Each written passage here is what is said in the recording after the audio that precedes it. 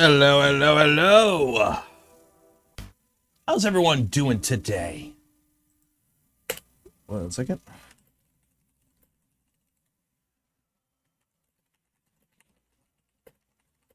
There we go. How's everyone doing? Got the chat up. So, how y'all doing today? I'm hoping I sound okay. I haven't really talked much in the past 2 days because, one, I lost my voice at Murph because I spent like all day talking every day.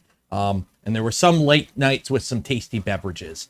So some sleep deprivation and tasty beverages and talking a lot, especially in a loud place with lots of people. You elevate your voice, you project your voice, you strain your vocal cords. So there's that. Also, I have COVID. So my voice might be a little poopy today. But I feel okay. A little congested, but like you would if you had like you woke up in the air and your house was a little dry, and you kind of have like a scratchy throat. Like it doesn't feel. My mic peeking. Oh, why you be peeking? Don't be peeking. Let me drop that down. I feel I don't. Wow, what's going on?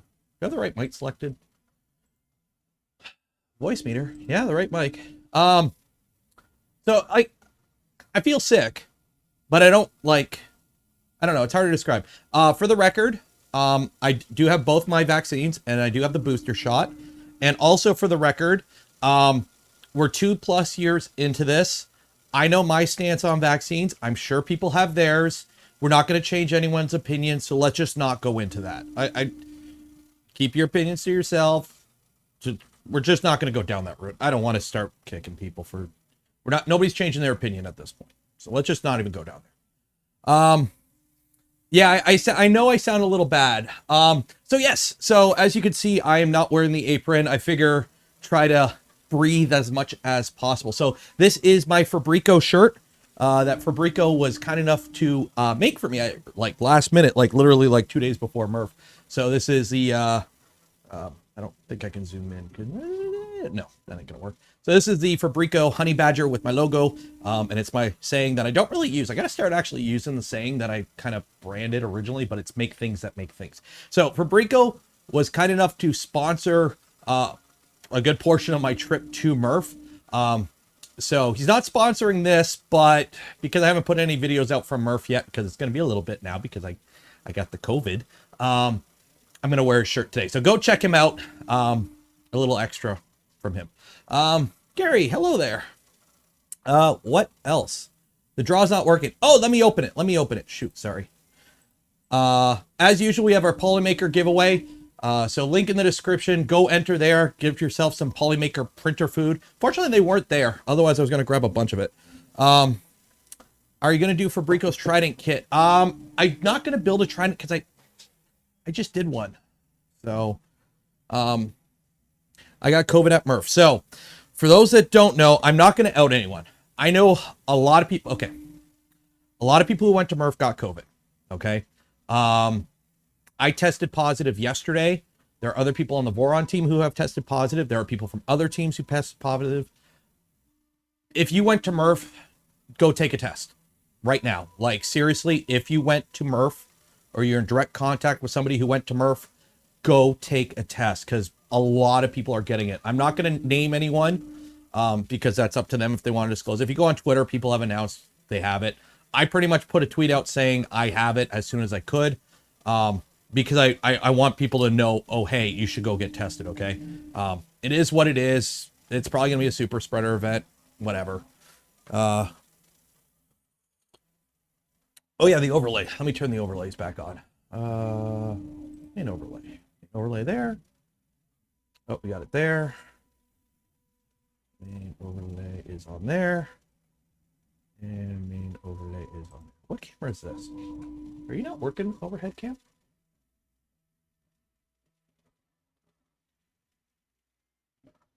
Overhead cam not working. Uh-oh. Oh.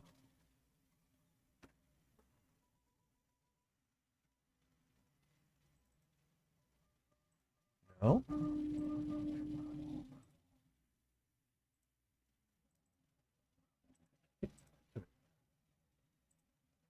Oh. It would help if I had the GoPro plugged in. The GoPro's in my bag. That would explain it. GoPro's not plugged in, that's why. Lightspeed, yeah, hopefully you didn't get it, man. No, I took the cam link with me to Murph, so it's in my bag still. I haven't unpacked.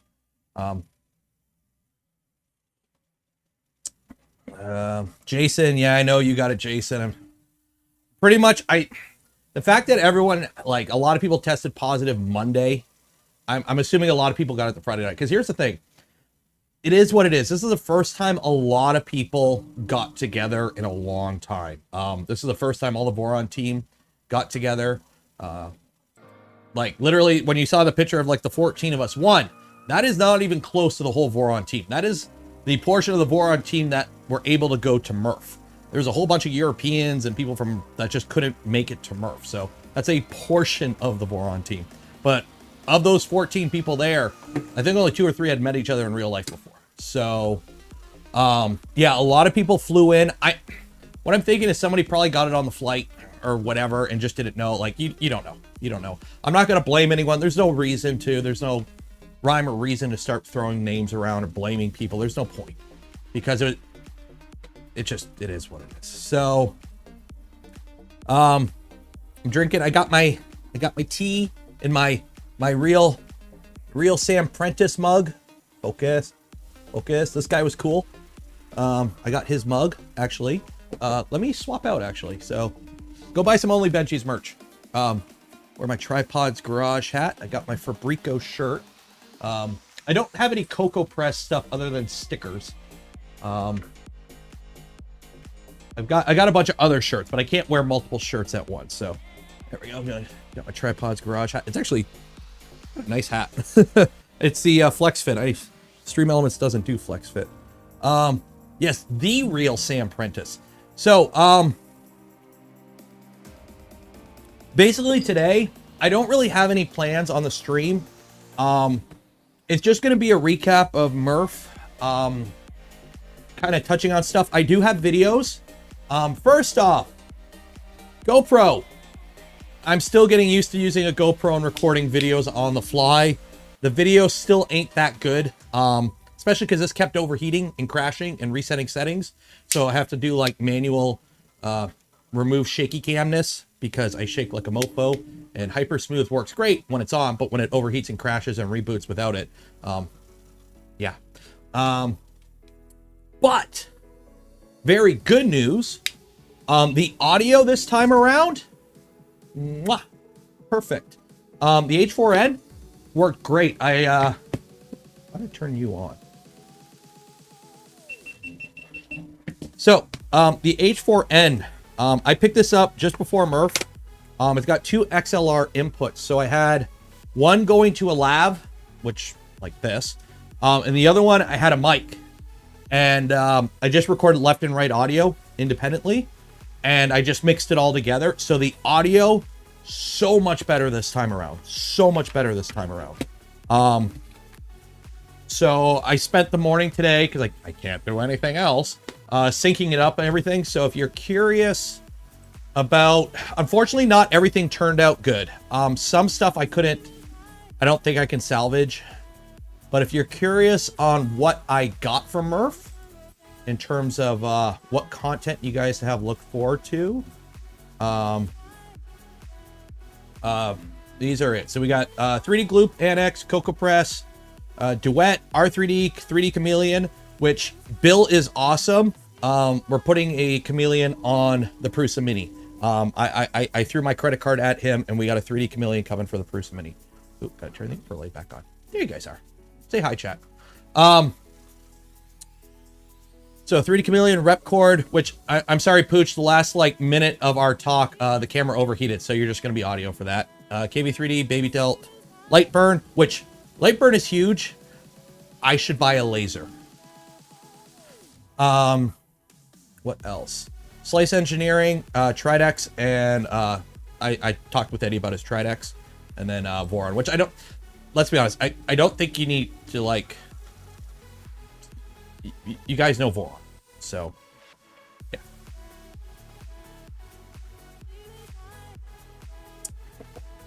yeah. Yeah, Ellie is awesome. Honestly, Ellie is awesome. Oh, Ellie's in chat. Everyone say hi, Ellie. The chocolate bomb. I took that home. My wife has hidden it. I believe she will consume it herself. So, but yes, so it was fun. It was fun. Would I go again? Yes, in a heartbeat. Yes, I know I got COVID. If I knowing, you know, in hindsight, I probably should have wore a mask. But is what it is. You can't change the past, and is what it is. I forgot my water bottle. Let me go grab my water bottle. Actually, no, I have a Gatorade. People are telling me I should be drinking honey with my tea. I have honey whiskey that somebody gave me. So I believe alcohol kills germs, and honey is good for your throat. Ergo, honey alcohol, I should be good, right? Like, is anyone a doctor in chat? Can you guys, like, verify that? But somebody was kind enough, I can't remember who. I also have some beer, like 8% beer. I got, for those that brought me alcohol during MRRF. Logic checks out, exactly. I also believe I'm printing a bunch of ABS right now, so I believe the ABS fumes will help. Because I am stronger than a virus. So this will kill the virus and I will survive. So ABS fumes, plus alcohol, plus honey, and I think we're going to be good. I think that's all you need. That's all you need. You're fine. Not a doctor, but I play one on TV. Exactly. I got a theoretical degree in theoretical physics. We're all good here. So yeah, so for MRRF, should we get a print going? Let's get a print going first, because this is print and chill. So let me find a power cord. We'll get a print going, because we actually haven't gotten a complete print off the Prusa Mini yet.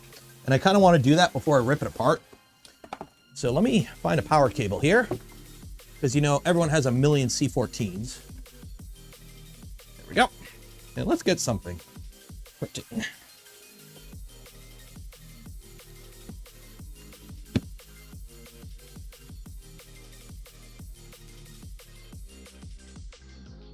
We're out the apron. No, I purposely didn't wear the apron. I figure if I'm gonna be all you know, COVID-y, I should try and not wear something constricting.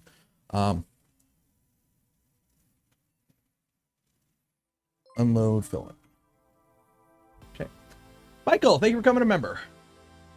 If you get a laser, you'll need more space. Oh, I already need more space as is, believe me. Print a block. Oh, no, I don't have them on this computer. Shoot, I do have print a block though.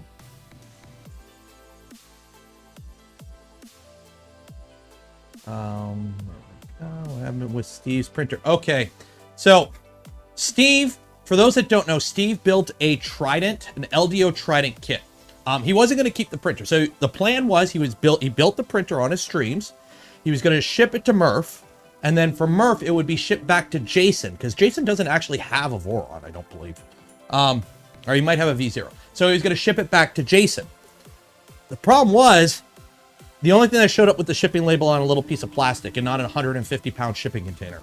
So UPS, oopsies, and lost the Trident completely.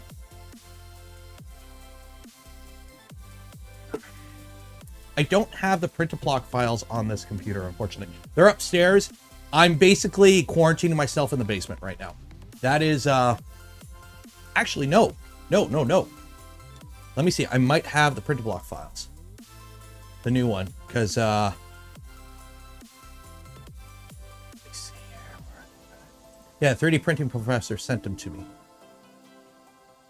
There we go. Okay, let me download them. Oh, no, it had insurance.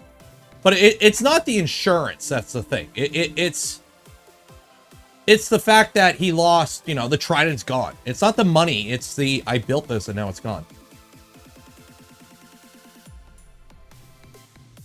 I have it, I'm downloading it. I'm downloading it right now. Unload filament.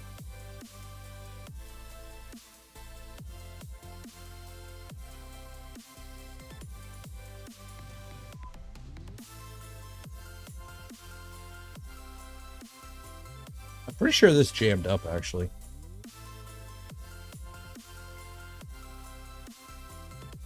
Or broker.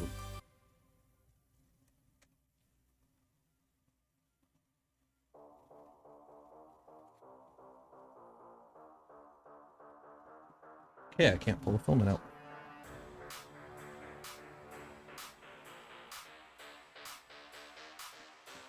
Are you, filament? The filament break?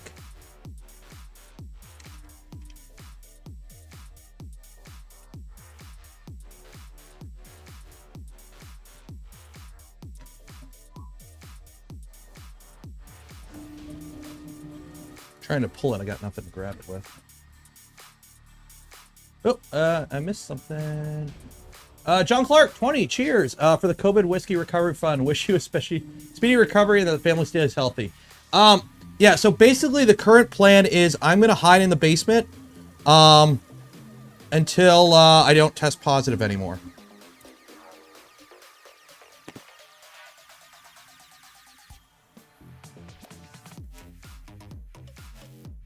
That is basically going to be the plan.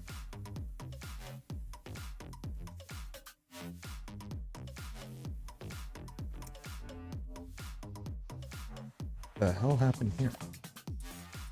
Well, that's wonder why.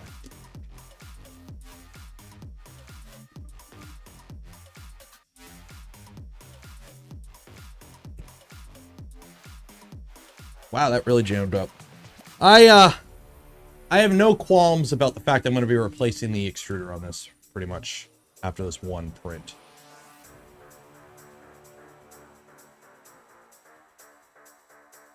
Uh, 11 months. So yeah, so I'm basically hiding in the basement. I came home Monday night. I did talk to my wife and the little guy and whatnot. But I kind of stayed a little away from them. So they really didn't get too much exposure to me. And then my wife worked yesterday morning. So it's just me with the little guy, and I actually kind of purposely kept him away. As much as I could, just to make sure that he was okay, or didn't get too exposed. And then I found out around, like, whenever I put the tweet out just before that, and it was like, well, time to hide somewhere. I need a spool holder. What are we going to print? What are we going to print? I got a bunch of filament, but none of it's PLA. I didn't pick up any PLA at Merc. I'm going to put the 3D chameleon. So this will do 4 colors afterwards. No, my wife's not in the medical field. Now, the GoPro worked fine. It overheated. I think the media mod, putting the media mod on it was a mistake at an event where it was hot. It overheated, and like locked up a few times. So basically, I'm living in this room because this is the room with the computer. And then there's a room over there with a bed. And then there's the bathroom. So I'm like in there. My wife picked me up a bunch of Mr. Noodles and like stuff I can make down here. And I'm just... the swapper. It's a Kickstarter. One exists. Wait till production. That's kind of my go-to with anything Kickstarter nowadays. Let's do some Canadian filament. Let's do some... or actually, no. Oh, yeah. Let's do... I need a spool holder because my normal spool holder that I use is like being used right there. Actually, how's this? Oh, that'll work. You know what? We're just going to feed in from the rep box. Everyone likes the rep box. So in that case, we're printing with bronze.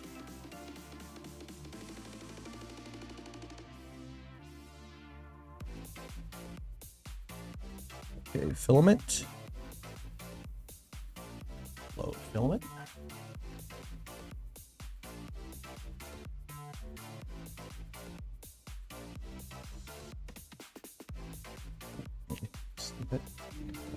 Do I print much TPU? I do not.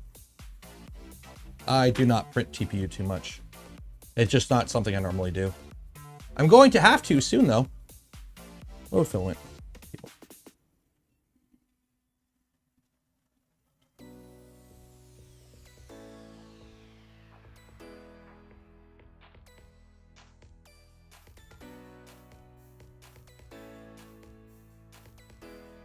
This thing is just a nightmare.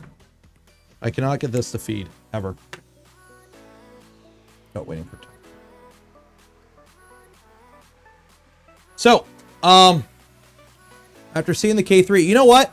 Every single person I spoke to at Rapid were great folks, and I got nothing against any of them. So, yeah, if a kit comes out.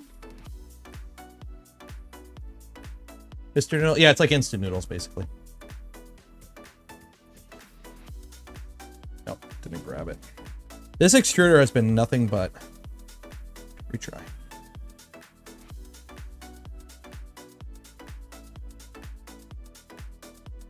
What's K3? It's an annex printer.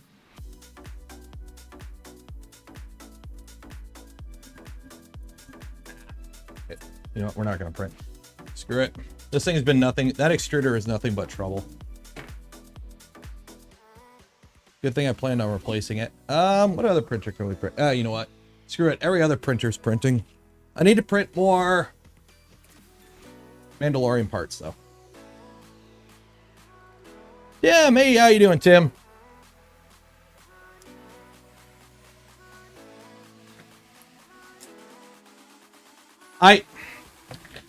Nadav, $5. Cheers. Print box, Skybot. I have the parts. He sent them to me. I actually have them already. I'm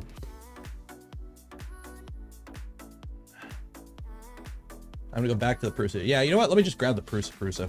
We know the Prusa works. Let me go grab the Prusa. By the way, Joe's a great guy, and he chirps. It's awesome. Prusa. Everyone likes the Prusa.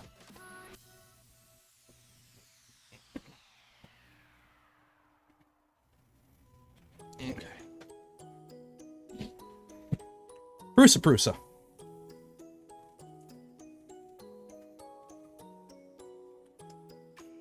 Cruise out the XL. They had an XL there. A lot of people, so during my live stream there, a lot of people had a lot of comments. Why didn't I do this? Why didn't I look at that? This live stream, I wanted to show things that you were missing out if you didn't go. So the thing with the XL is there's nothing new with it. The XL there was the same one I saw at Rapid, which is the same one Joel did his video back when it was first announced. It's the exact same machine. So there was really nothing new there. Fabrico was camera shy. He didn't want to be on camera, so I didn't talk to him on camera there. Because somebody in the Rat Rig Discord was like, "You didn't go to the Rat Rigs." I'm like, you know what a V-Core looks like. I want to, because I didn't know how much time I had. I didn't know how good the Wi-Fi would be. I want to basically try and talk to people that people who didn't go wouldn't have the chance to talk to, basically. So that was kind of the point.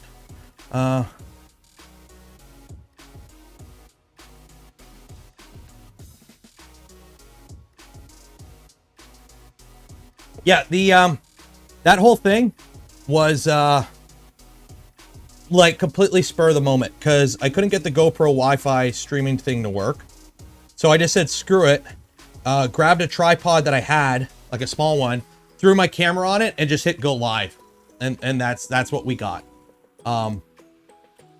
Good enough, essentially. Pure Brass, 5. Cheers. For more instant noodles, all I can afford after buying an LDO kit. All your fault. Oh, custom honey. Well, they made this for me. So you got to go. You got to talk to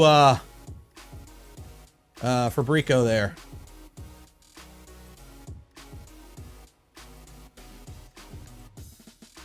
Okay.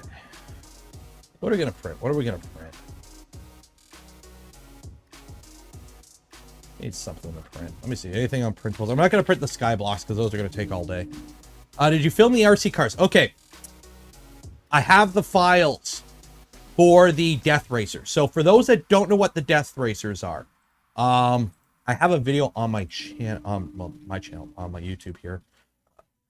Discord. English. These. Okay. So these are called Death Racers. Sam Prentice, the real Sam Prentice. I'll link him here in a minute. These are, I guess, his thing. And what they are, they're basically Rock'em Sock'em robot tanks. So the goal is to knock your opponent's head off, which turns off their robot. So you'll see it here. Yeah, watch. Boop. So it knocks the head off. So they got like a little arm that swivels around. So it's printed parts and about $100 bomb. I'm building one of these. We are building this on stream whenever stuff shows up for it. So we will be building one of these on stream whenever I start putting the bomb together. I have the parts for it already. Or I have the STLs. So next year we're going to be having fun. So I'm building one of those. What else? Let me pull up his YouTube page here.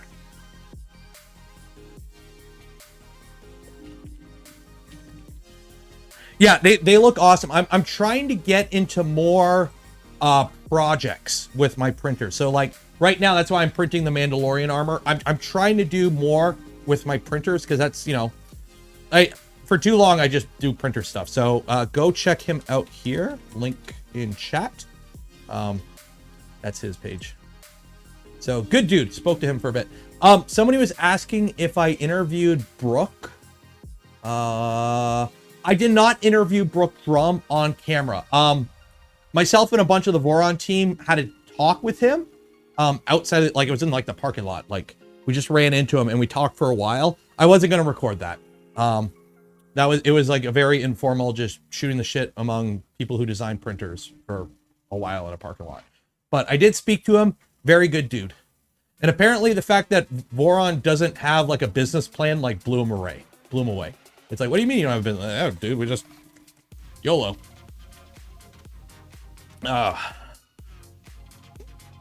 So yeah, I am feeling a little funky, I will say.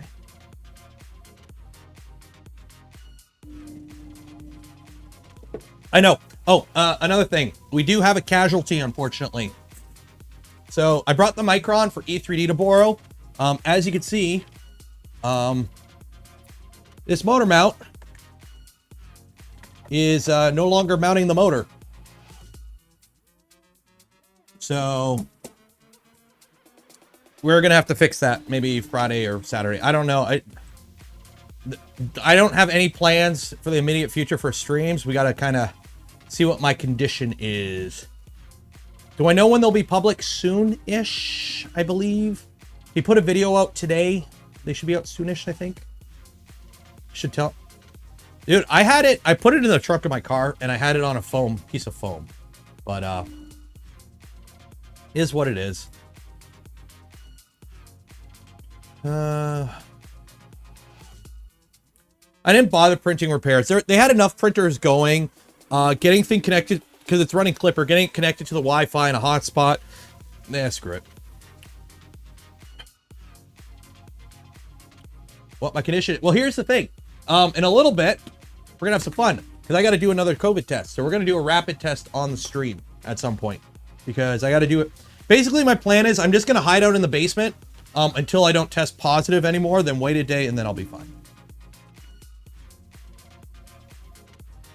Are links banned? You cannot.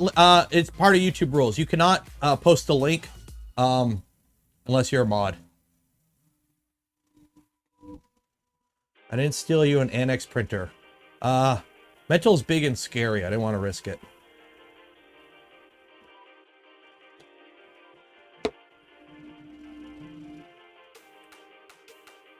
Posting the March member stream.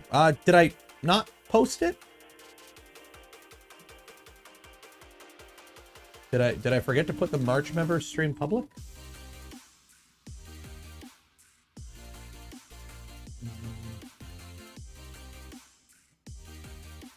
April.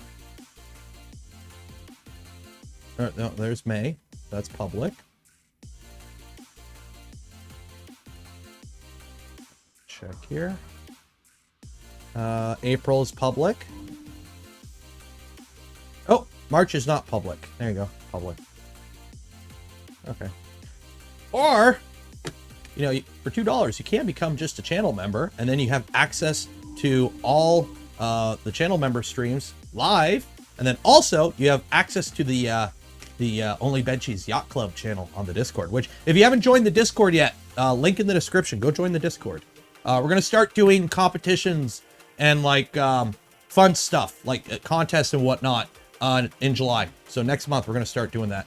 I'll talk more about it Friday. So how am I feeling? I feel stuffy. Like I feel sick, but I've been sick before. So I'm not like really out of it, but BF Dennis gifted 5 memberships. Cheers. And it's going to break. So we'll see if the upload breaks. Here, let's print a Ninja Turtle. I haven't printed this one, I don't think. Yeah. You guys want to do this in the green and blue? I don't know why it's not popping up. It's taking its sweet time. Stream Elements working? Stream Elements is working. Night overlays.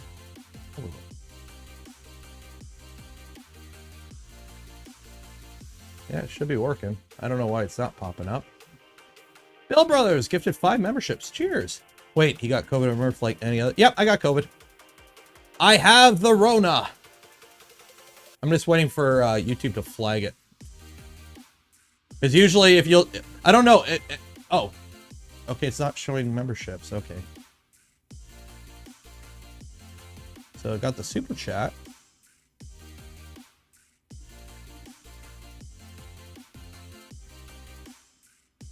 I don't know. I gotta play with it all again. It's all broken. Whatever. Thank you. Thomas, Amazon whiskey delivery. We don't have Amazon doesn't deliver whiskey in Canada. Yeah, we'll download this one. We'll print this one. In some blue and purple. Or blue and green. That'll be fun.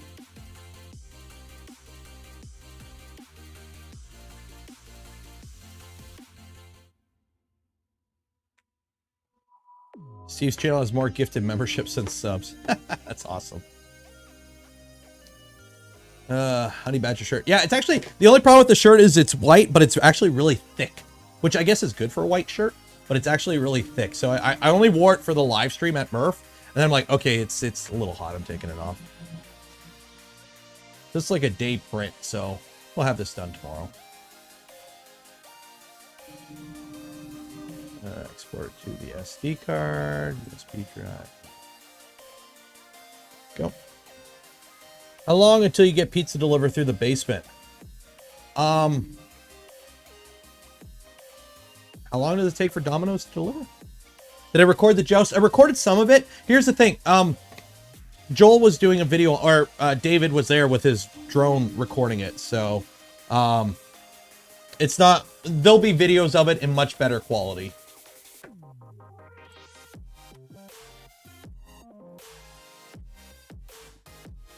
There was the tug of war too. That was cool. That's one thing I would like to see more of at MRRF. More events. There was like a tug of war with 3D gloop. There was the jousting. That was pretty much it. I would like to see more events at MRRF. That's something like my takeaway. That's something like, you know, file is incomplete. What do you mean file is incomplete?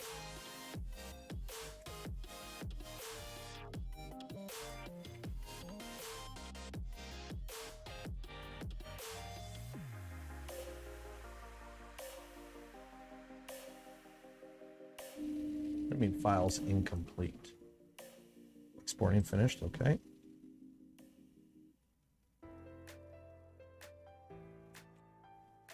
No, order pizza and have Doggo. I'm trying to keep Doggo out of the basement because I can't remember if dogs could be a disease vector for coronavirus. Why is it saying file incomplete? Yeah, whatever. Whatever happens, happens. 3D printing innovation. Here's the thing. You can only do so much with NEMA 17s and a hot chunk of metal. You're pretty much going to see quality of life improvements over the next little while. That's going to be what you're going to see in 3D printing. Merv, thank you for becoming a member. Are ACM panels on the V2? If you like the colors.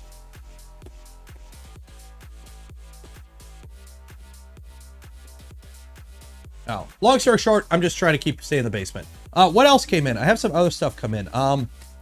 Oop, no, not my KB3D sticker.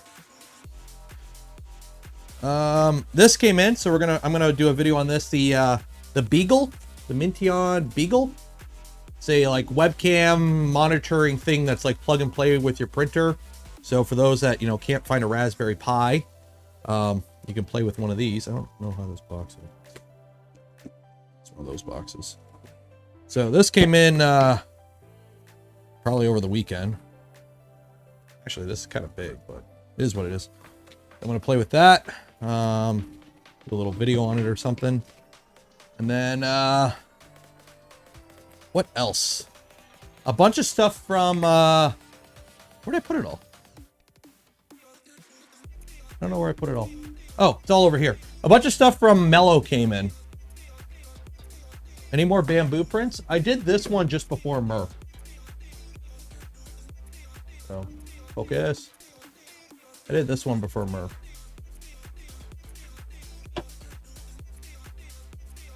I'm printing actually all of Voron test pieces in ABS right now. So I've got this, which is their Fly Pi, which is basically a Raspberry Pi replacement. Jeff, thank you for coming a member. So this is kind of their, like, it uses an H5 processor, kind of like a Banana Pi, I think. So this is their, like, not a Pi replacement thing, because you can't find Pis right now.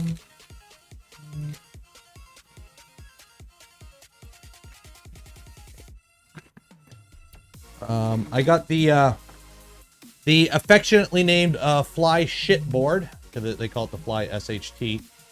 Got that. Another one that just sits on the back of the stepper. So the rectangular one. So I got the one that fits for like a V0, the one that sits on like a regular stepper. And then whatever this one is, I can't remember what this one is. Pretty fly for an RPI. Yeah. Fly Rep Firmware E3.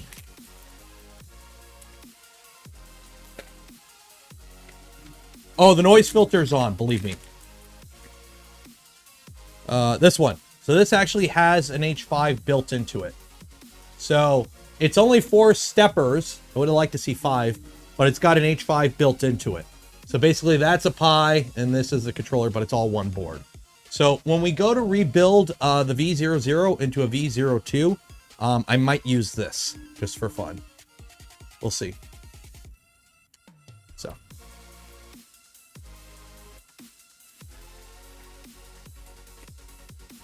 Yeah, we'll use this with a CAN bus board, basically. Or I'll save it. Oh! I'm gonna tease one thing.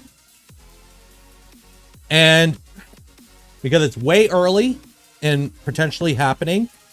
But if you remember how I said I want to do an old build, like of a classic printer.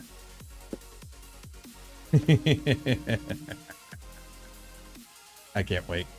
That's all I'm going to tell you.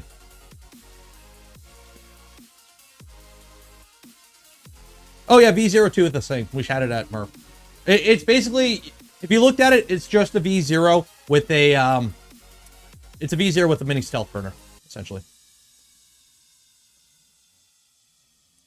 Do I have CAN bus? I have boards with CAN bus, and then I have CAN bus spool headboards, so. Not wood, though. Unfortunately, it wasn't the Ultimaker. It's something else old. But something familiar. So right now, we got this going. So let me make some room here. GoPro over here.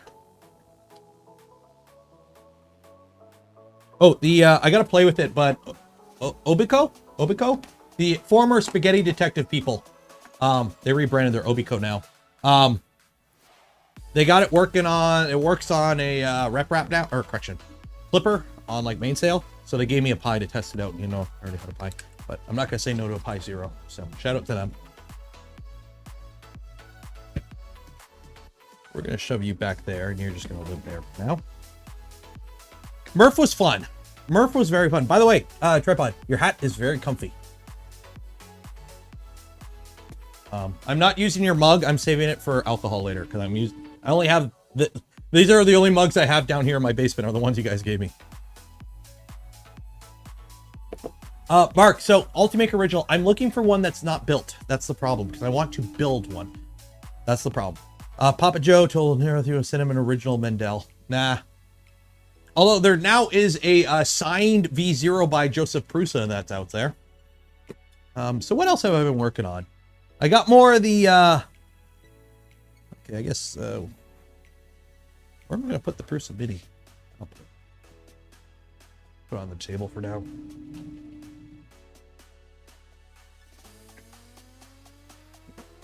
So I got more Mandalorian parts. And by more, I mean a lot more. So, you already saw the helmet. We got the helmet printed. I got elbow pads. Elbow pads, I guess they, I don't know, they go on my elbows or something. Shoulder pads. The thingies that go over your shoulders to connect the front and rear chest pieces.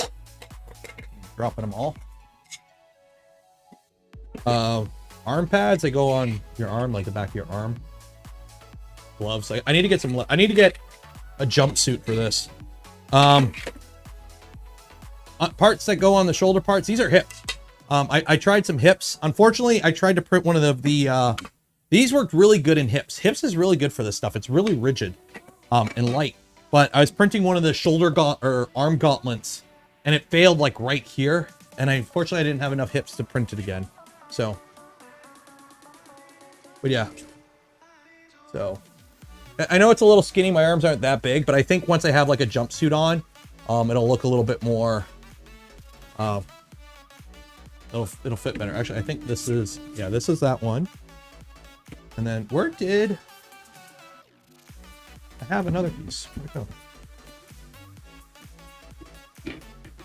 Did I lose a piece? Oh, no. I actually use the resin printer. Where is it?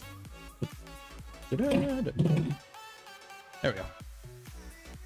So, because it's like a little antenna thingy, I just did it on the resin printer, so it like goes like there or something. So it's coming along, coming along. A lot of parts to print. I've got the knee pads on the Trident are printing, and then half the chest piece on the LDO V0. Hips. Oh, high impact polystyrene. Stands really nice, apparently. I've been told.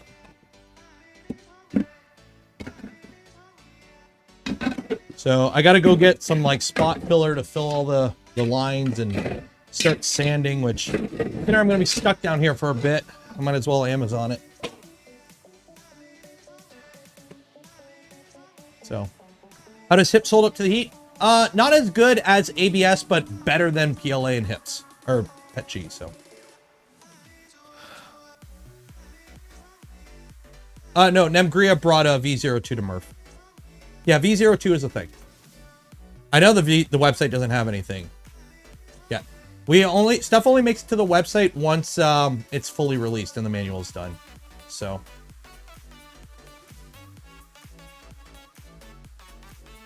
may have gone bad on only Menchie's. It's okay.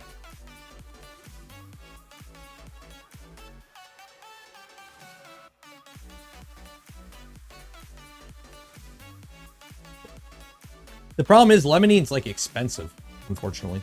Okay, you guys want to do a COVID test? Let's do a COVID test. So if any point, if somebody can keep track, in Canada here, if any YouTube video, actually I think they do it for any country, but any YouTube video that has to do with COVID, they like have a disclaimer below the video. So I don't know if I've said COVID enough for it to trip that. That's why I don't have COVID in the title. What happens on the Voron live? Oh, okay. So what happened for Sunday? So I know on the stream on Saturday, I said I was going to do it. I didn't get to the fairgrounds to where Murph was being held until like almost 10 a.m. And pretty much by noon, everyone had packed up. So instead of trying to do a live stream, I just socialized because this was like everyone was getting ready to leave. So I didn't want to be streaming while people were leaving. in case, so I couldn't say goodbye. So basically it was just like, you know what, it wasn't going to work, unfortunately.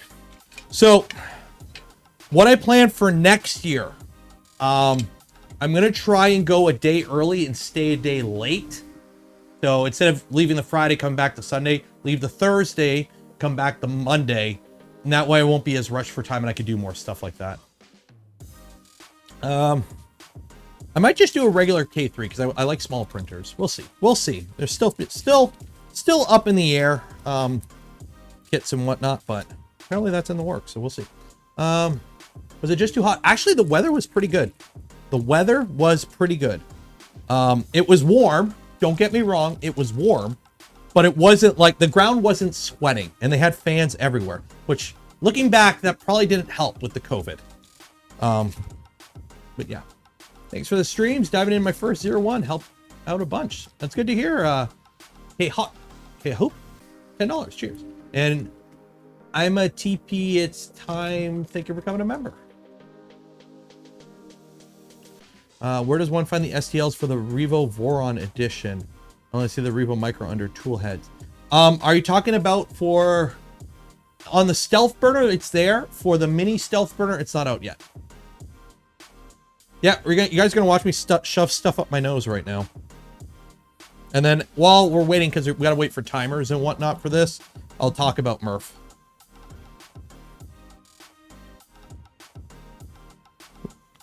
Wife is texting me. Okay. Thank you, YouTube, for letting me know I'm live right now. Did Steve just get news? I don't know. I can't see. Let's see here. I don't think so.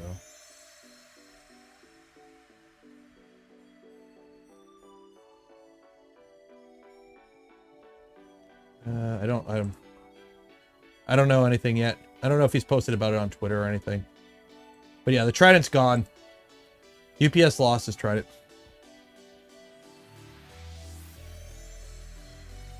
Yeah, I don't know anything, unfortunately.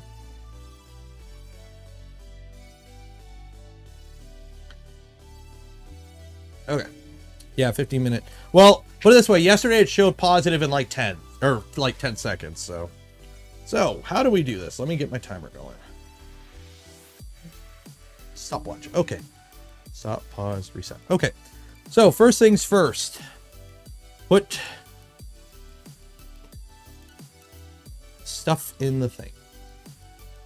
It was a pleasure to meet you and everyone else. Look forward to actually setting up a table nice here. $5. Cheers. Yeah, I'm sorry. I met so many people and I apologize. I am horrible with names. So you'll have to forgive me. I'm absolutely horrendous with names. So if you want me to remember your name next year or name tag, I'm really bad with names. Okay. That goes in there. And then I poke my brain. So luckily I've got like 1 million of these rapid tests because like Costco and Walmart were like giving them out like candy a while ago. So we got like 2 or 3 packs of these 5 packs. So I gotta, so there's 2 ways of doing it, but the more accurate way is tickle the brain. So we're gonna like the smash button while we tickle the brain.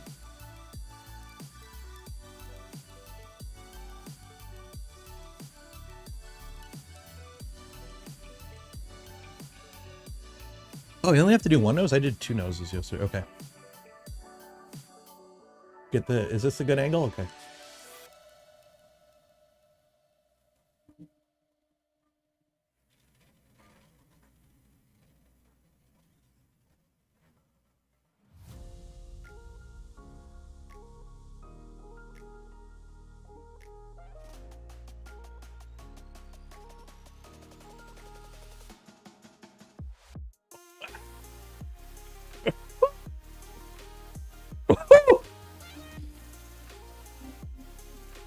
Okay, into the juice. Whew. That's watering. Whew.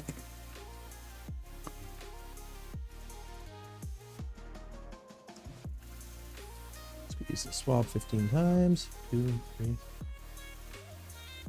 8, 9, 10, 11, 12, 14, 15. Joel!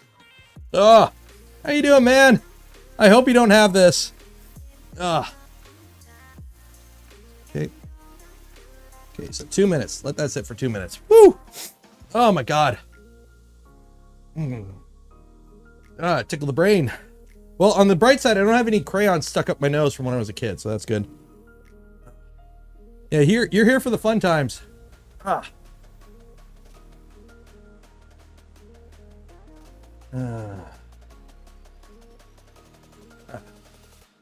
Tested negative. That's good to hear, Joel. That is good to hear. That is great to hear. I know, unfortunately, Stefan and John both got it. So it's definitely a sign. Yeah, it wakes you up. That's for sure. Whew. So basically, I'm going to do one of these every day until I'm in the clear. And then I'm going to live down here until then. So. Everyone say hi, Joel. It was great meeting you again. And I need to figure out how I can fly out there and help you build your V0 there. Yeah, Jason got it as well. A bunch on the... I'm not going to name anyone who hasn't publicly said they have it. But a bunch of people on the Voron team have it, yes. Yeah, they gave... I got like 2... you went to Walmart and Costco, and they're just giving these out on the way out. They're 5 packs. So... Woo!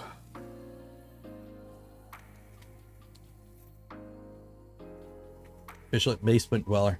Oh yeah, the Annex. Some people on the Annex team got it. But honestly, if you went to MRRF, get tested at least like over the next couple days. You never know. You get 2 packs. That's it. Jeez, still got like 2 or 3 boxes of these. Yeah, we were just like, I don't know. I was at a pharmacy and they were just like, here, take one. And then I was leaving Costco like a month ago, and they're like, here, take it. I just go to Canada. I mean, I can since I am negative. Must be nice. Hop on your little robot racer and your death racer. Oh wait, it blew up. They can't carry you. Ooh. Joel Driver. Wow, I feel important. Okay, so we got that. Now, let's squeeze it. Take that out. This can go back in there. Those death racers were cool. I got the files for it. Sam sent it to me. And I'm totally printing one after this stuff. My death racer is currently at 3D Gloop headquarters being packed. Sent to me. Oh yeah, you flew. That's right, you flew. Okay. Stop that. Reset. Okay. So now I put 3 drops in the hole and wait 15 minutes. Yep.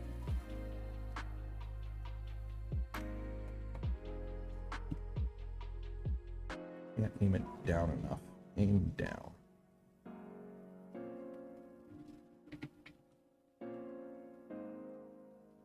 So if it's got 2 lines, I got COVID again, or I still have it. That's basically the thing. We wait. How do you get the death racer? I don't know when he's releasing it public or soon. I think he's going to sell them for like $1. And it's about $100 bomb. And then all printed parts. I think it's like you need 2 kilos, 1 kilo of a main color, 1 kilo of an accent, and then I think it says 750 grams of TPU. Which I got to buy some TPU.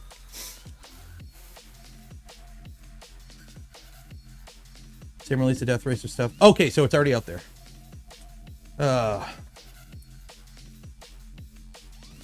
man, really? Really, guys? Really? Really? Okay, so remember at the beginning of the stream how I said, you know, we're 2 years into this. I've got my opinions on vaccines. I'm sure other people do. Please don't get into it. We're not going to start this or you're going to get kicked. Apparently that's a hard rule to follow. So, yeah. Apparently that's a very hard rule to follow. Yeah. So, we're 2.5 years into this, folks. You commenting, isn't going to change anyone's opinion, so don't bother. You're just inciting for the sake of inciting. Steve's here. Hey, Steve. How you doing, man? What's his Twitter? I will find his Twitter here and I will post it. So his YouTube page is right here. So there's Sam Prentice's YouTube. Got a link tree. I swear that made my nose run more than actually COVID. So,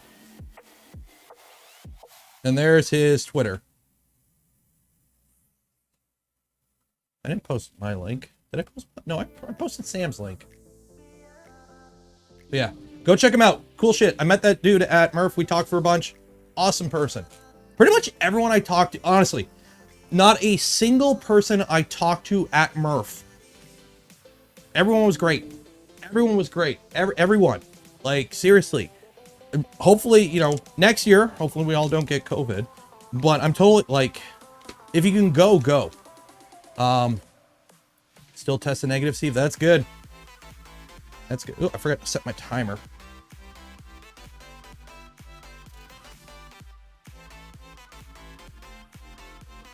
Okay, so like 10 minutes. Wanted to say hi at Murph, what you were filming. Glad you had a good time. Oh, cheers. If I was just walking around, you can, like, that would have been fine, but saying hi now. Hello. Blake. Hello, Blake. So yeah, so Murph. So I drove with somebody. We went there. It was about a 4-hour drive for me. I got across the border really easily. That wasn't bad at all. The drive was very uneventful. My GPS, though, decided apparently there's a toll road on the way. My GPS drove me through the boonies. So I saw plenty of Amish folk in their buggy. But the drive itself was fine. Hotel was fine. If you're going next year, book early. And if you're going with a group, try and all organize at the same hotel. We didn't do that, and we'll do that in the future. If I had gone, I would have been oh, come on, 3D printing professor. You're cooler than that.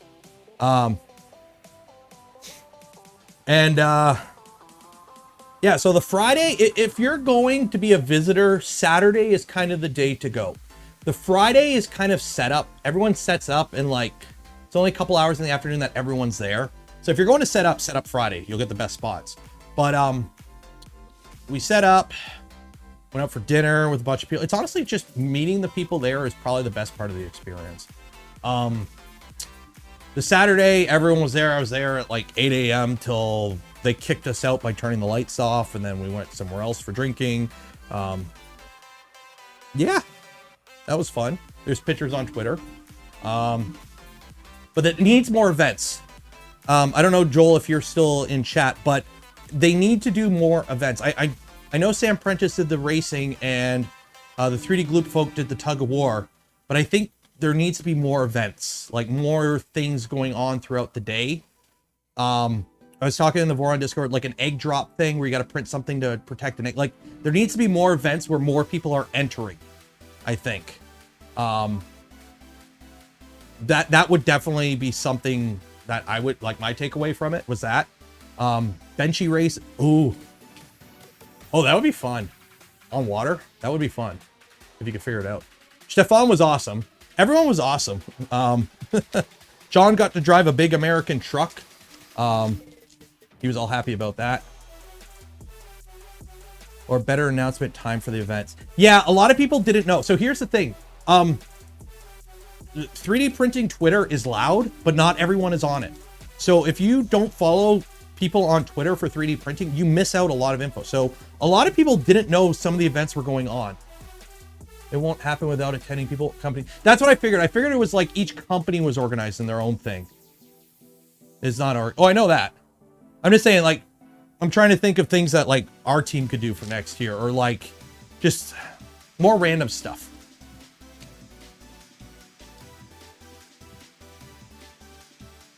I don't know, this is just, it was my first year going, so that's just kind of one of my takeaways. But everyone there was awesome. It wasn't as hot as I thought it would be.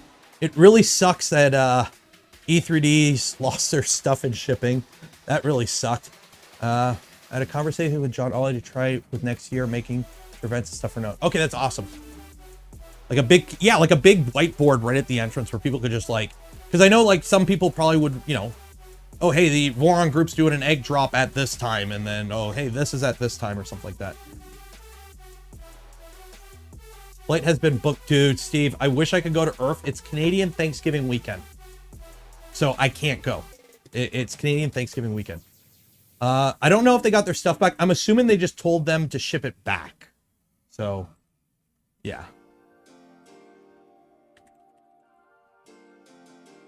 E3 stuff will be sent back tomorrow from customs. Okay, that's good.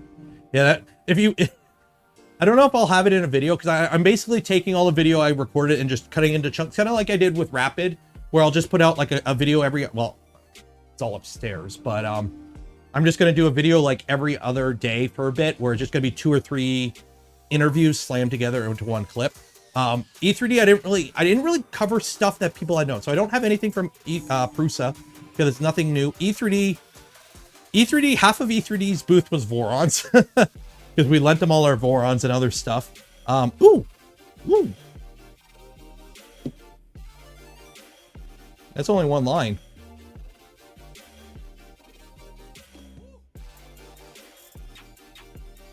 That's only one line. Huh. Give it another 5 minutes, but yesterday I did the exact same test and that second line showed up within a minute. Like, I feel sick. Well, I got the one upstairs tested positive yesterday. I got a picture of it. That's only one line. Yeah, yesterday was 2 lines. Like here, I got it on my Twitter. Yeah, this was yesterday's. Do another one. False negative. So, speaking to people who are, you know, actually have medical degrees and didn't watch a YouTube video, apparently a false positive is very rare. False negatives happen all the time with these rapid tests, but if it shows positive, more than likely you have it. I didn't do both nostrils. I'll try the other nostril. Maybe I got it like just before. I don't know. I'll take another one tomorrow, and if I don't have it tomorrow, I'm just going to call it. Jab deeper. No, I tickled my brain there. Yeah, if it shows positive, you have it. Assume you have it. If it shows negative, it's more likely to show a false negative than a false positive. Dual wheel swabs. Oh, it's a super spreader. No. No, that's weird. That is weird. Yeah, yesterday's was positive.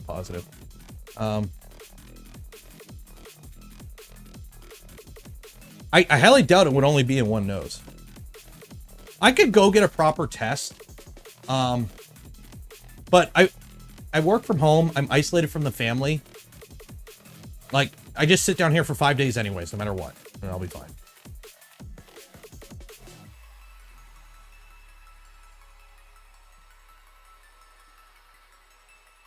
I'm sure it wasn't Miss Nero's baby test kit you showed.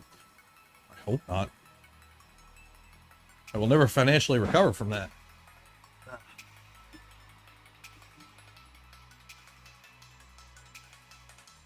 Everyone was printing. Well, here's the problem, Tony Pepperoni and Cheese. Even like the V-Core, they weren't printing fast because the tables all the printers were on were wobbly as shit. So eventually the V-Core at Fabrico, they took the V-Core and they put it on the ground on like the last day. So, where can I find the Discord? Link in the description. Spend Canadian Thanksgiving at IRF. Don't think my mom would approve. I personally would be okay with it, but I don't think my mom will approve. We'll figure it out. Figure it out. It's a business trip. Ooh, Chelsea tagged me in a photo. What is it?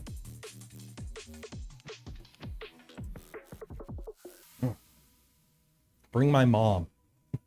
Well, here's the thing. I want to do IRF, one for IRF, and then I got to go visit David at Printed Solid because I'm pretty sure he's nearby. So that was a small one. I know. I need to build one of those. They kind of reached out to me, so we'll see. Chelsea! 50! Cheers! Say we missed everyone on IRF. Next year, you got to go. We got a meet. I'm all out of tea. Chelsea coming through with the 50.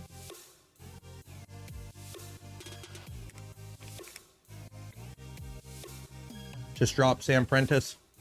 I seen you took the Brit out for some pistols. That looks fun.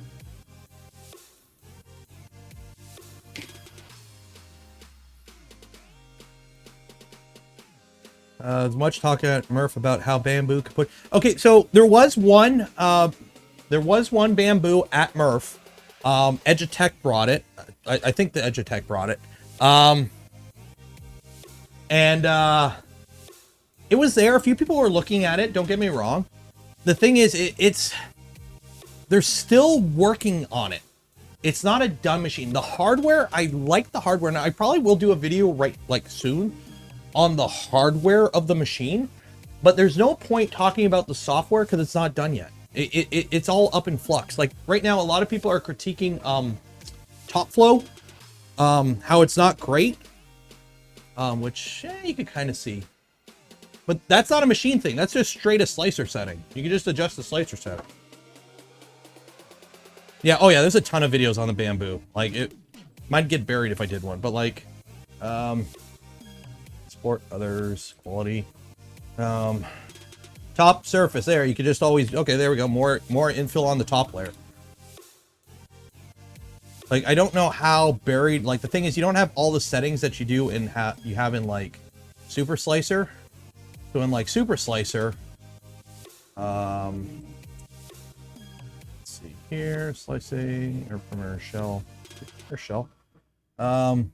You can set, like, overlap percentages, like, there's all kinds, like, it's a slicer setting. It's just their default slicer setting needs a little tweaking. It's not a machine thing.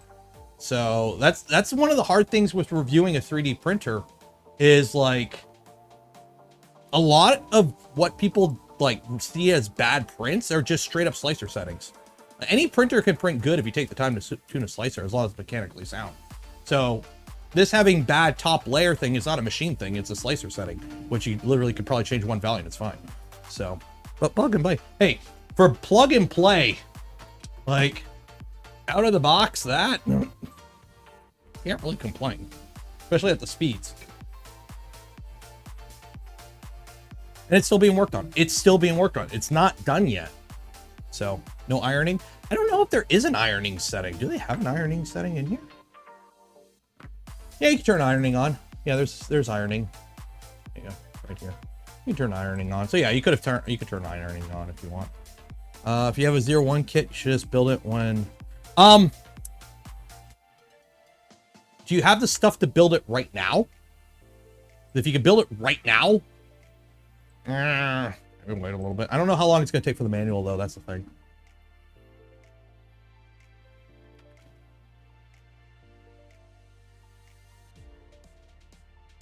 Why is he sending his back again? I watched some. Here's the thing. I watched some of his video, but I didn't want to watch it all because I don't want, like, my thoughts on the machine to be, like, biased by somebody else's. But I know he said he had problems with it. The only problem to date I've had with this machine, the original flex plate, like one of the stickers, developed a bubble in the middle.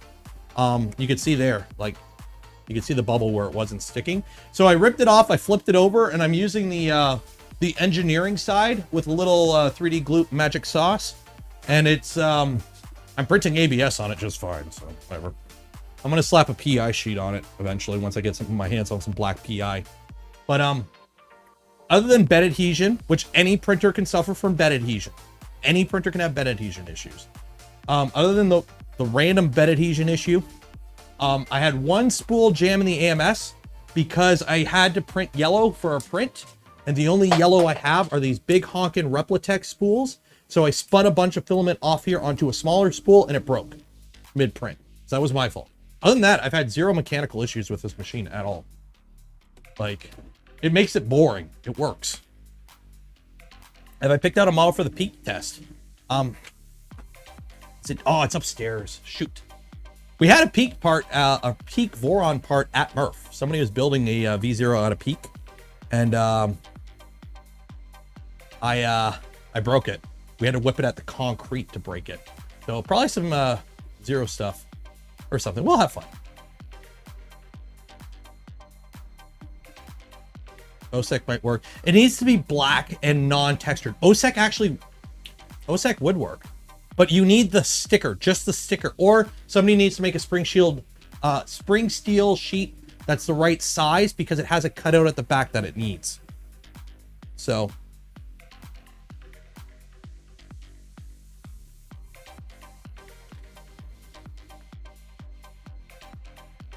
yeah, the AMS is finicky with spools. That's one of the downsides. Their spools fit great, and I do like that they're master spools, so you can take them apart and put refills on them. So these are nice. These are actually really solid spools. But yeah, have to run, bro. Hope you rest up and get better. I'm hoping it stays negative tomorrow. It's saying negative today, so if it's negative tomorrow, I can return from my exile in the basement here. Although it's actually kind of fun camping out in the printer room. I've got my crackers. I ate some cold Chef Boyardee last night. I've got some honey whiskey to keep me warm. It'll be good. But anyways, take care, Joel. We'll talk later. Got to figure out how to get out to Seattle at some point. Do you recommend the Bambu AMS to move? Okay, so third-party spools work fine. Just not all of them. Cardboard spools are very hit and miss because they roll on the outside. I know Repcord has like a file you can print to like ring it, but I don't know if all cardboard spools are the same size. You may have to adjust. These spools fit fine. Some spools work just fine. KVP spools work. The Sparta 3D spools work. It's hit and miss what spools work, and they can't be wide spools, unfortunately.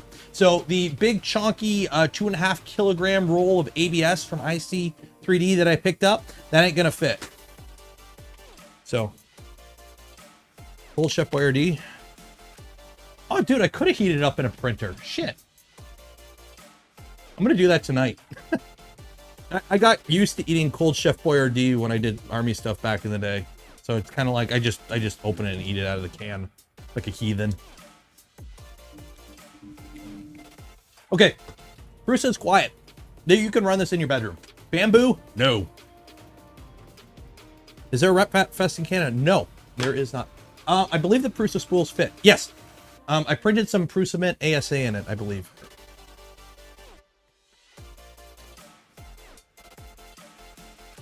Make a short. I can do that. Just open up the can, put it on there, and let it heat up. I'm sure the ABS fumes will add a little seasoning to it. A Nerf. Ooh, a Nerf. Well, here's the thing. I live in the southernmost point of Canada. So wherever they have Nerf will be far away from me, no matter what. Although, let's be honest, it'd probably be the Toronto area, because that's where the majority of Canadians are, is that corridor.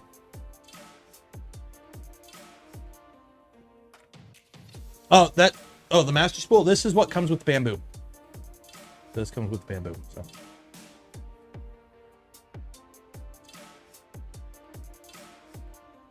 So, do you know if it has better the Bambu? The Bambu has curtain air cooling. It's got a big ass chunky blower that blows air right across the build plate. So that has really good part cooling. Okay, so chip their filament. Actually, I could show it on here. So, yes, there is an RFID. You can see it right there. Okay. So that RFID is actually here. Stuff all over the ground. So this is one of the refills. So you can see on the refill here, it's got the RFID tag. So the way their RFID works, it's used for knowing. So if I were to throw this spool in there, it goes, hey, orange PLA loaded. And the slicer, because the slicer is built into their app, it talks with the printer and it knows it has orange loaded. The thing is, you don't need to use it. So like right now, if I wanted to print multiple colors, I could just go boom, boom, boom and go, okay, I manually loaded. Okay, color 1 is red. I loaded a red spool. Color 2 is a silver spool. Color 3 is a green spool. And color 4 is a black spool. Okay. And then I would just, you know, I print that for objects. So that object I want to print with my green spool. Okay. So that's it. So that I did it manually.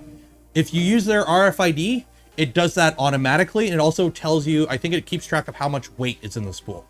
So it's there, but it's like it's like Ultimaker where you can use it, but you don't have to use it, which I like. I'm fine with RFID like that.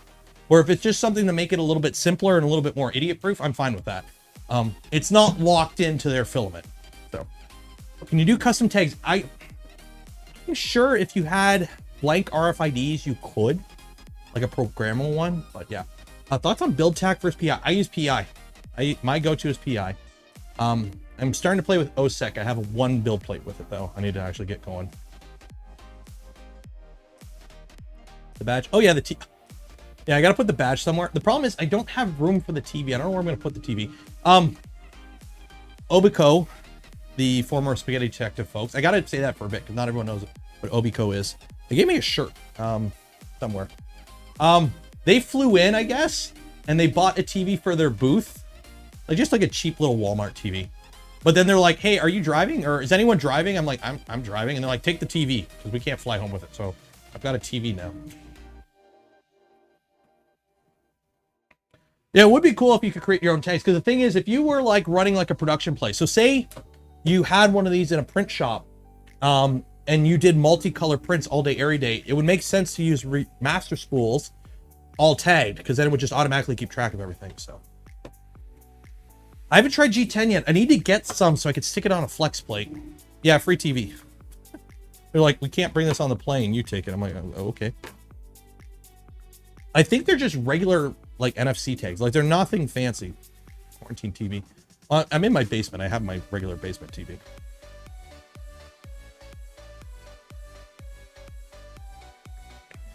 Is it?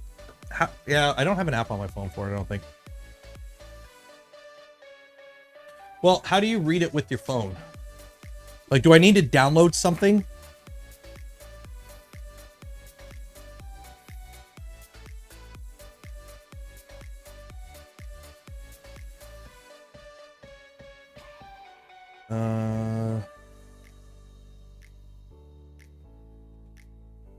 NFC tools. Let me see if there is an app.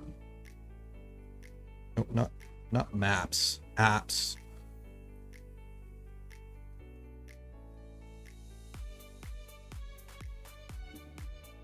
What do I think about the Prusa XL versus any Cubic Cobra? Those are completely different machines. Completely, I believe. One's a bed flinger, one's a tool changing Core XY. NFC tools. Okay, we'll install that. NFC tools. Do you now know a better tool head for my V01 with better part cooling? Wait for mini stealth burner. Okay. Is it an app which allows you to read, write, and okay, recommend. Next.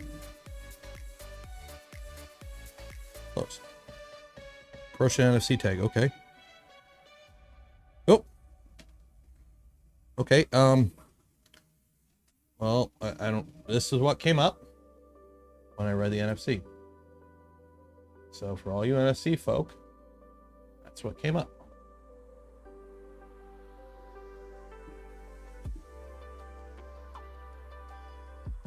So it does read it. I don't know. I don't know what I could do with this information. I don't know what any of this means. But yes, you can read it. I wonder what happened if I put my amiibos in here. Mini stealth burner, same as regular stealth burner. Only it's a 3010 in the front if you're running a Revo. Hack it. Oh yeah, Tim's all diving into it right now.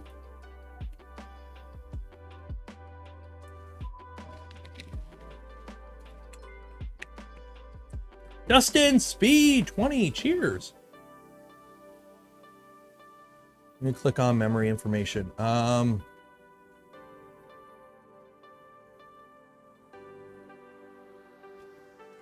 it again. So what am I looking at? Memory information? Nothing.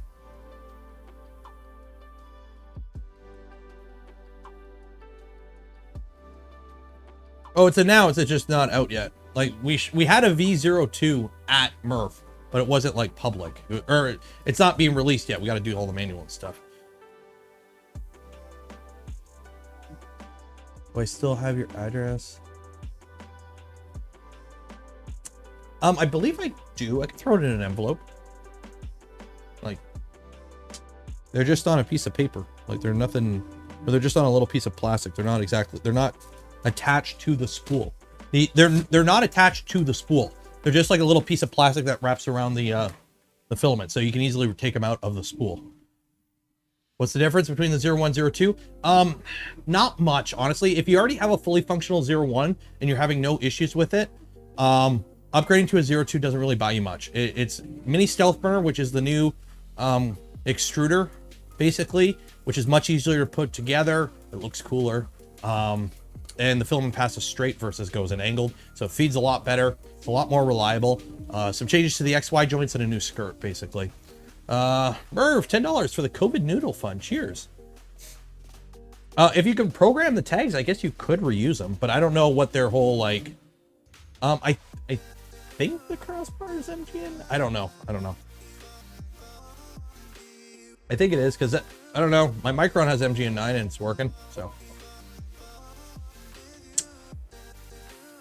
They need to start a Rep Rap Fest in Toronto and call it Turf. I mean, there are some Canadian 3D printing companies, but the problem is in Canada, you have a bunch of people in Vancouver, I believe. There might be some in the prairies, and then you got Toronto. I don't think there's many in the Maritimes. So, Mosaic's in Toronto. Pantheon's Vancouver. I'm trying to think of who else there is. There's sales companies throughout Canada. But in terms of like manufacturing companies, I don't know. Hacksmith is in Kitchener? Oh. Yeah, Canada is stupid to ship and travel in. Because the problem is, all of Canada is like one strip along the American border. So it's like, I want to go to Vancouver, 3 days of driving. Or you pay thousands for a ticket to fly.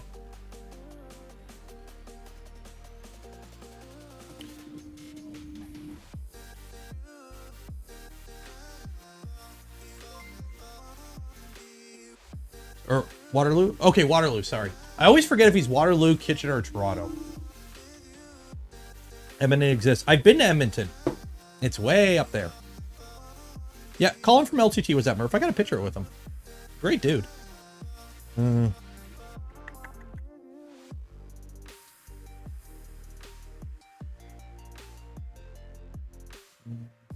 Yeah.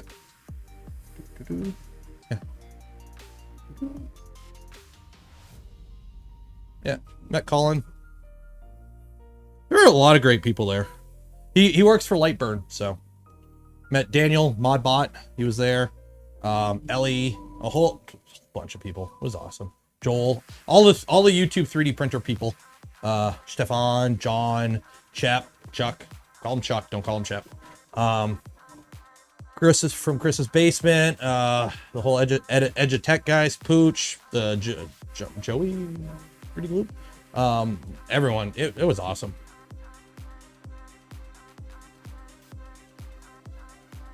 More information about the Prusa enclosure. Is it worth it? My opinion on the Prusa enclosure is, are you a business or a school? Yes. Is the average person? Pooch is working on an enclosure. I don't know. Was Oz at the Lightburn? Who's Oz? Maybe. I'm horrible with names. So, do you have any printers on their way to... I have some printers on my way here, but they're like just to show off on streams, I think. Joseph Bruce only goes to choose Bruce probably. No. Joseph Bruce was there. He put me in a headlock on stream. Yeah. Joe was there. Big Papa Joey P showed up. Don't worry. Did you not watch my stream? He put me in a headlock. And then he went inside the V0.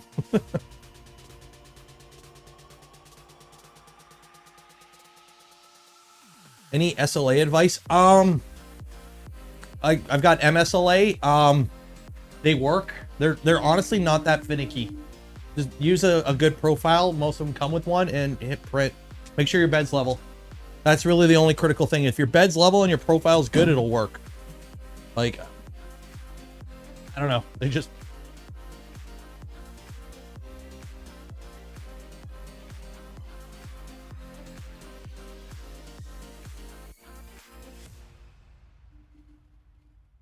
Luke, hey Luke, yeah, it was great meeting you. When manual done? We don't have announced it. Until you see an official release date, I won't tell you anything.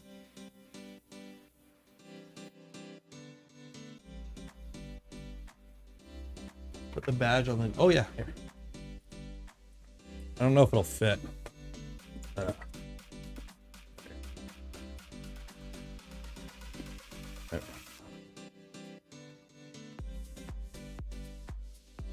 Joe called himself Big Papa Joey P.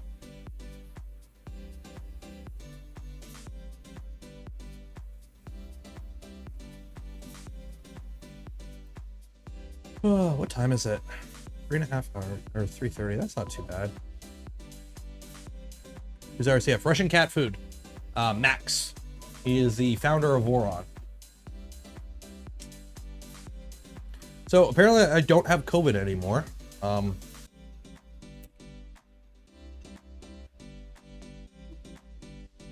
So I'm going to do another test tomorrow, and if it says negative, we're just going to assume I don't have it anymore, I guess. I don't know.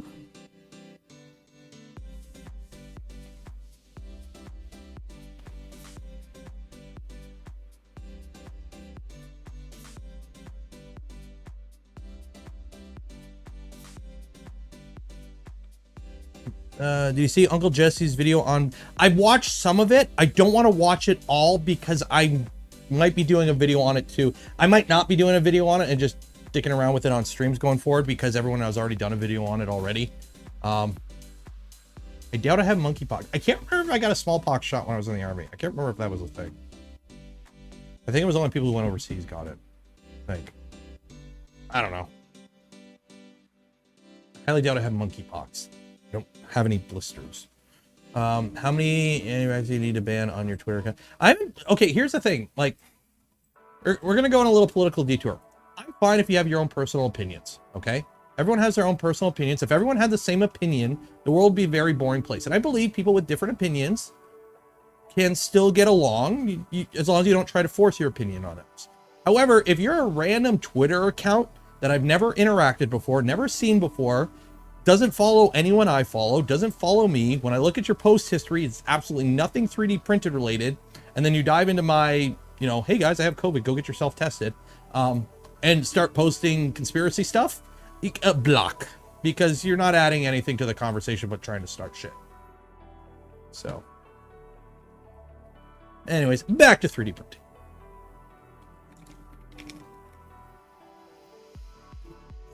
Yeah, Stefan took his apart.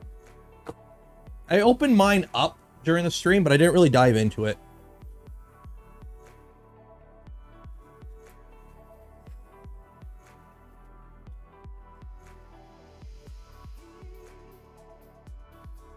Hey Steve, has the Trident showed up yet?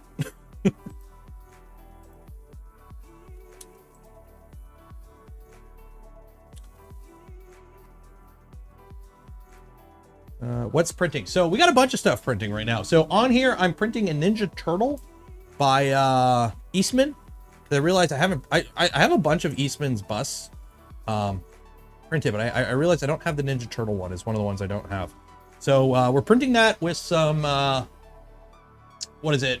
3D Jake Magic PLA. So it's a metallic emerald. So it's like blue green. It's that bi-color print on the Bambu. I am printing actually the Voron test prints in some KVP red, Voron red. On the LDO V2, I'm printing half of the chest piece for the Mandalorian armor. and that is being printed off some IC 3D ABS, gray ABS, and I got one of their big chunky 2.5 kilogram spools. And then atomic black ABS is being printed on the Trident, and that is printing the knee pads for the Mandalorian armor. So I had a good time at Murph. Hope you feel better soon. Is there anything you tell us about V02? Mini stealth burner is a big upgrade. Everything else is just incremental, nothing major. It's more, honestly, it could have been called 01 Arts R1, but it is what it is. Do the tailspin plane next. Tailspin plane? Did you do the tailspin plane? Where's the tailspin plane? Shouldn't you print the Ninja Turtles with Ninja Flex? I see what you did there. Did you finish the helmet? No, I have it in the box here. I'm going to wait till I have everything printed. And then, well, I got to do the whole Bondo thing where you use like the putty filler Bondo to smooth it all out. Because it turns out my belts in the LDO V2 were a little loose. So I got a little bit more ringing than I really wanted. So I'm going to have to clean it all up. But I tightened the belts up and it should be good now. So yeah, so I think we're going to do some of it on stream. Just to have fun with it. And just so I have content. It's Mark III running. Nope, Mark III is running stock. So the current plan is I'm not going to do anything to this Mark III at all. Ever. Except whatever Prusa does. This is going to be my benchmark printer. Because if I do a review on a commercial printer, I want a known quality benchmark printer to compare it with. That will be this. However, the Prusa Mini is going to get a Revo and a 3D Chameleon. So we're going to put that on there. And I nerded out with Bill Steele from 3D Chameleon. The dude, if you ever meet Bill at any event, just talk to him and let him just unload information. The guy knows his shit. Great dude. So yeah, I got a video from him that I'll be putting out in the future.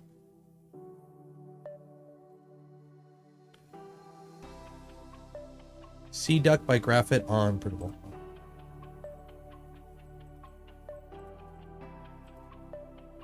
Any new filament? Not really. I got, you know, stuff that I wouldn't have been able to get. Oh, there we go. Okay. Maybe I'll print that. I got stuff that I normally can't get up here. So for example, IC3D and Atomic, I can't get in Canada, I believe. Last I checked. Let me.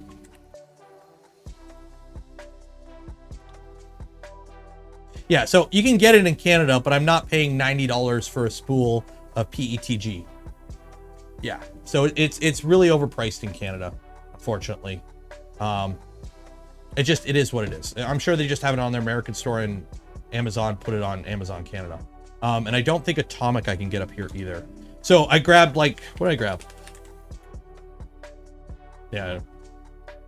I got 2 spools of the Atomic Black ABS. I'm going to be using it all for the Mandalorian armor because I needed more black ABS. I got a regular spool of the IC3D stuff and the big chunky boy back there. And then I also got a spool of carbon fiber PETG from Protopasta.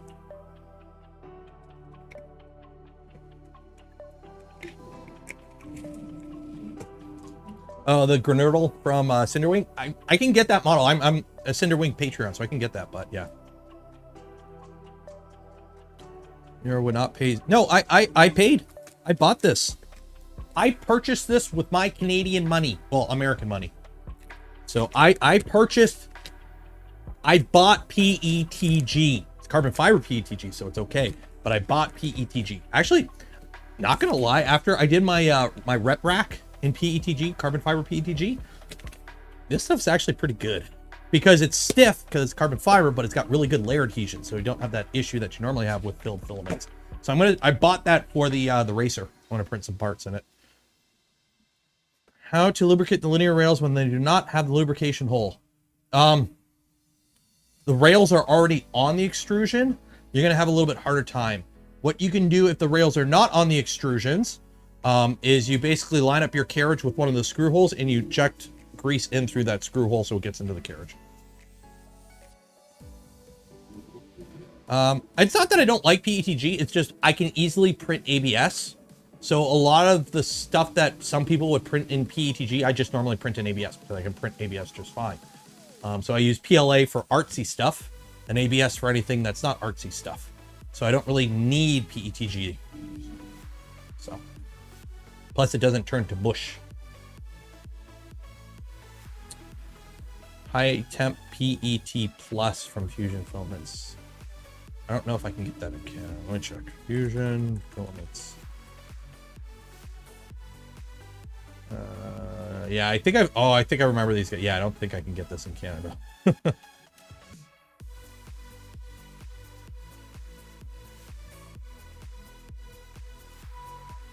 Not turn to mush. It creeps. We get creep issues with PETG. So if you print something that's in a warm environment and use screws, what can happen is the screws will be loose because they got creep issue. How strong is ABS? Here's the thing. There are multiple different categories of there's strength, there's ductility, there's flexibility, there's rigidity. So ABS is not the stiffest filament. PLA is stiffer than ABS. However, PLA cracks.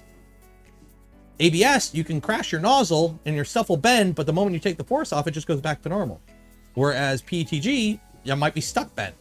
Like there's many different things. So some people think like only one category is all that matters, and like, oh well, this is the strongest filament, but it's worse in other categories. It's like PETG. Oh yeah, its heat deflection temp is like 70, but as it gets closer, it gets weaker. It's not like it's not like perfectly strong, boom, fail. It's like, so there's a lot of different use cases and a lot of different things you need to look at when deciding your use case. PETG is good for stuff that you really need good layer adhesion. So if you're printing something that's really vertical and narrow, PETG might be really good for that because it's got really good layer adhesion. However, on the downside of that, if you push it over and the part bends, it'll just bend. It may not snap back. Like there's all kinds of different materials. Fabrico has it. Okay, Fabrico's in the States. The reason I don't buy a lot of filament from the States is shipping just kills any deal. So I can find equivalents up here. Yeah, CNC Kitchen has done a lot of stuff doing German science on filaments, so.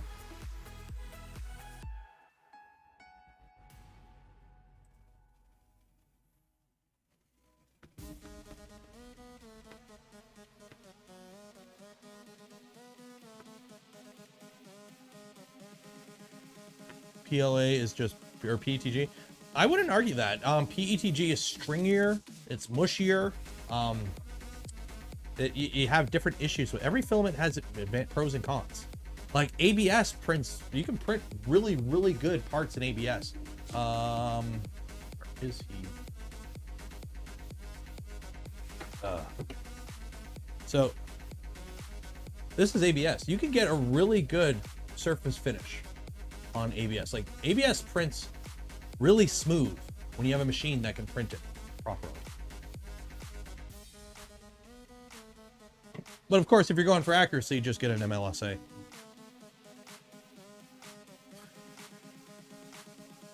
I've been liking the X1. Have you ever played a video game like Grand Theft Auto? Okay, Grand Theft Auto. Okay, you're playing Grand Theft Auto, you're collecting all your guns, you're building up your character, you're getting more powerful. And then your buddy comes over and punches in all the cheat codes that automatically unlocked everything. Okay, and then he saved your game. So now you have everything unlocked. And now you don't have to work for anything, and it just works, and you can just do whatever, and then you get bored with the game because it's just easy. I put filament in it, I hit print, I walk away, I come back, print done. Kind of fun. I like wrenching on stuff. This just works. I dropped the mic down because I was peaking. So I adjusted the mic down a little bit because I think I was peaking a little too hard there. Have you tried the PC blends? I have not yet. I have not yet. I'm like trying to bash out all these parts. Yeah, you can acetone weld ABS together. Peaking. Peter Piper picked a pack of pickled peppers.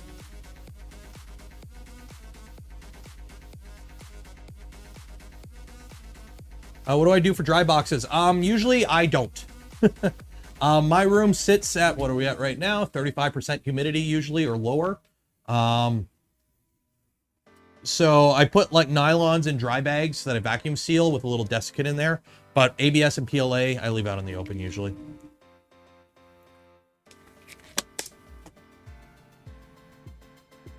Have I printed with ABS? Yep.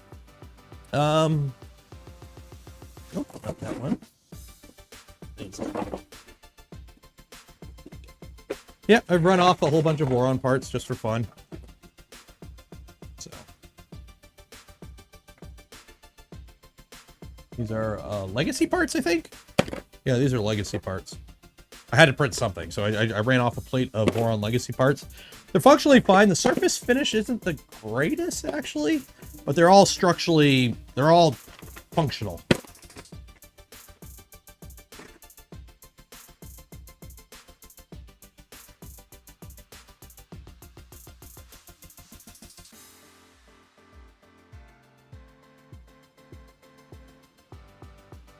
Oh. Been over 15 minutes, but apparently I may not have the coof anymore. I don't know. Have I messed around with CAN yet? No, I have not. However, I do have 2 CAN bus boards that just showed up today. So soon. Not pregnant. Yay! It's all the ABS fumes. They took care of it. Wait, no. That was really bad. Oh wait, I'm not in America. That's okay.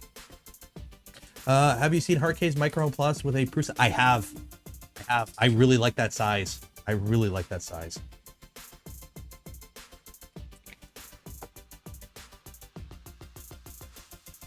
I'm sorry. That might have offended people. I just couldn't resist.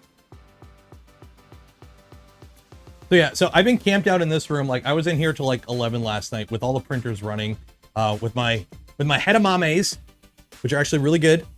Watching YouTube videos in here. The only downside is I don't have a comfy chair. How is the X1? It works. Am I going to use the USB cam? But I don't know. Because I have this board. So I think when we rebuild the 00, so for those that don't know, I have an original 00 that hasn't been upgraded yet. I think I'm going to just upgrade it to 02 at some point. And part of that is we're going to do origami bed, belted Z, and the 02 top. But I'm going to use the Fly Gemini, I think, as the controller board. And it's got a Pi built into it, or an H5. And I think it could do CAN bus directly. I don't know. I got to look into it. And then I'll pair it with a Fly SHT or whatever it's called. So I'll make it work. The problem is it's a big board because it's basically a Pi bashed together with a 4-stepper driver board. And I don't even have drivers for it. I got to find drivers.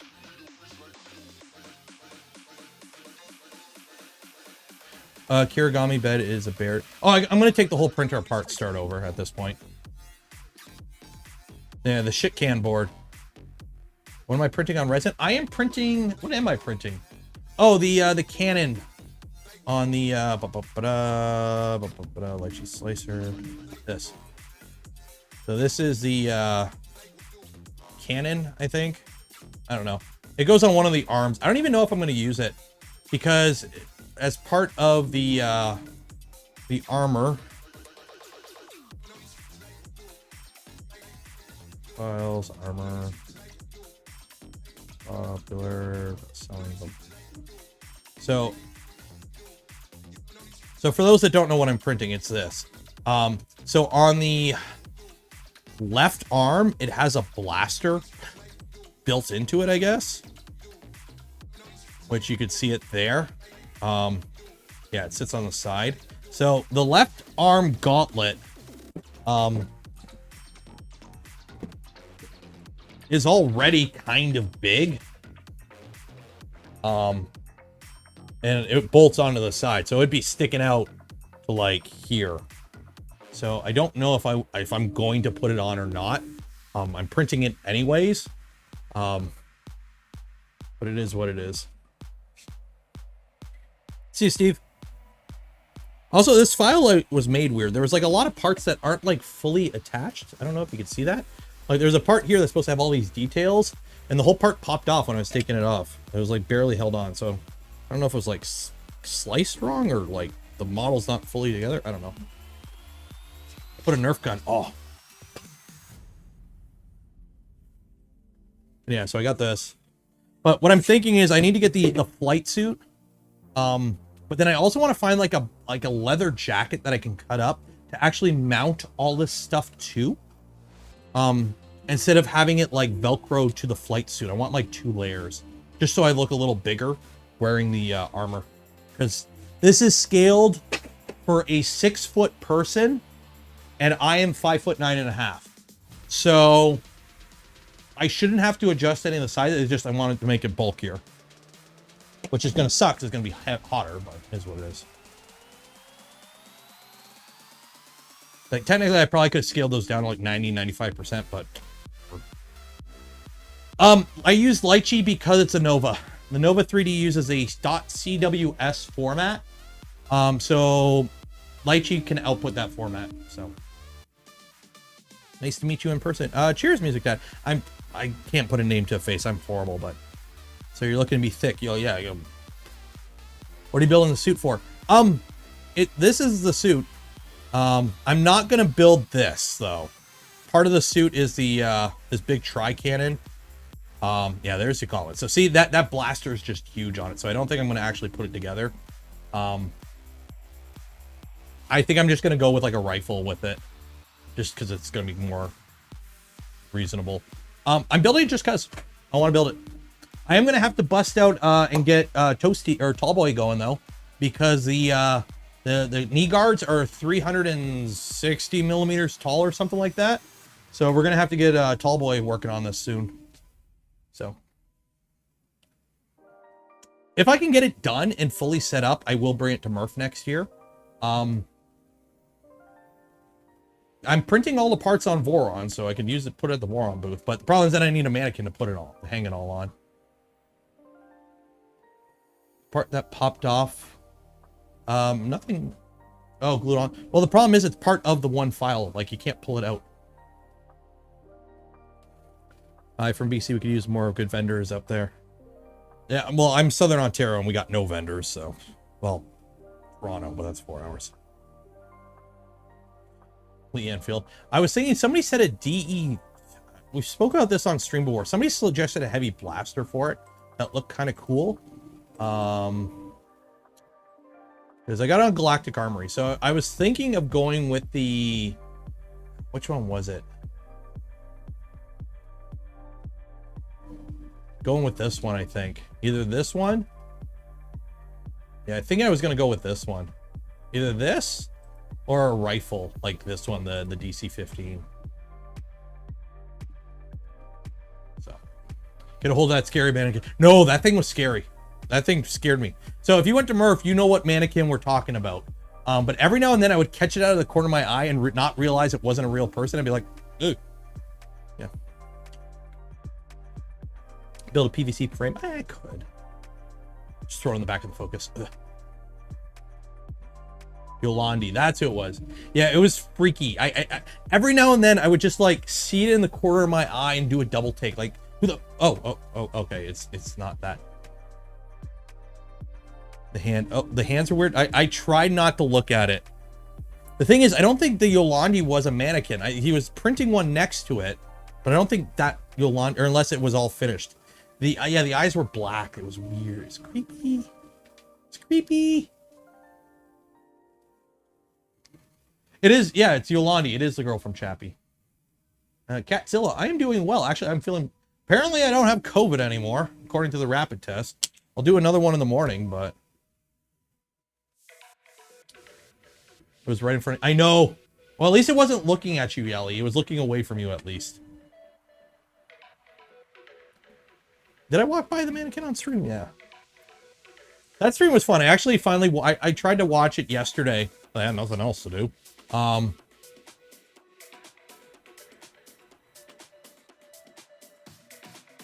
Music... You have COVID? Oh, no. I honestly, I'm hoping it's is it Omicron is the one that's very contagious but relatively mild. Hopefully it's that and not whatever random new one's working its way out, whatever. What's the next build? Okay, printer builds. In terms of printer builds, we're going to be wrenching on the Prusa Mini over the next little while. Revo, putting a 3D Chameleon in it. A salad fork in the future. We're going to be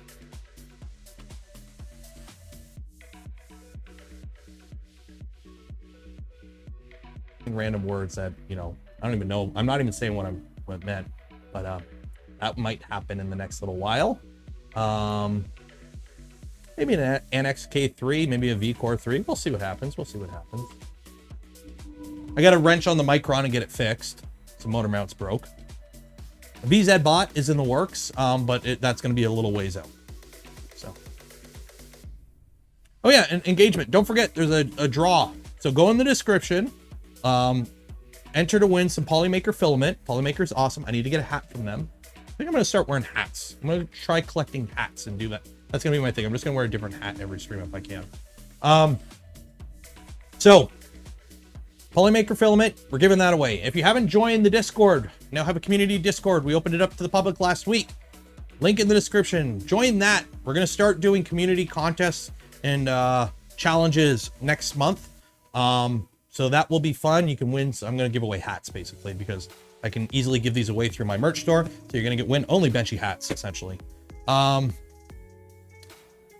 No, the Micron broke from just the weight of the motor sheared it. The Z motor mounts are actually different now.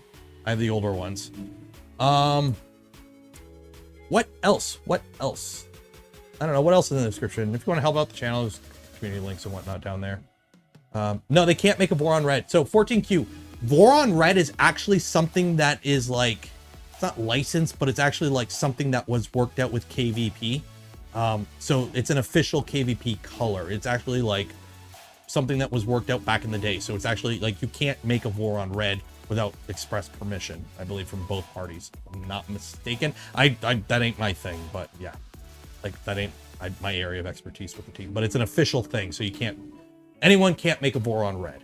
It's a branding thing. Fly Gemini V2 does have a CAN port. Ooh, is mine the V2? I don't know. Yep, no, it's V2. Yeah, it has a CAN port. So we're gonna put this with the Fly CHT board. We're gonna put that in the V00, make that a V02 at some point. What is Voron Red? This. KVP, Keen Village Plastic, Voron Red is Voron Red. The official one. The original Voron Red was I think it was either Hatchbox or Paramount Red. Can't remember.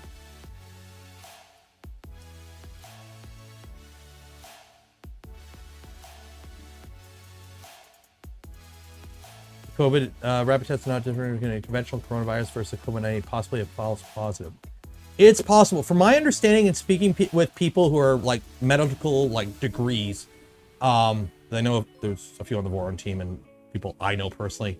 Basically, the odds of a false positive are extremely rare. However, the odds of a false negative are more common. So if it shows negative, there's still a chance you may still have it. But if it shows positive, odds are you have it. So I'm just going to assume I potentially might still have it and hide in the basement another day. I'll take a test tomorrow morning when I wake up. If it says I don't have it, I'm just going to assume I'm over it. So, yeah, it is what it is. What colors do I recommend with the red frame? You can always do the Iron. Here's the thing. Everyone does the Iron Man. Don't do the Iron Man. Do something fun. Mine is red and black. My Toasty Boy down there, my V1.8. I like those colors. Problem is red and yellow works really good together, but then you do an Iron Man build. Spider-Man thing. Yeah, do red and blue. Red and blue is always good. Yeah, I don't know. Have fun with it. Have fun with it.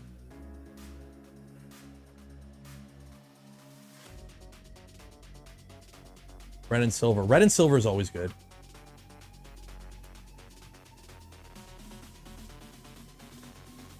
Red, white, and blue. All the things you do. America, America. This is you. Do a fire truck.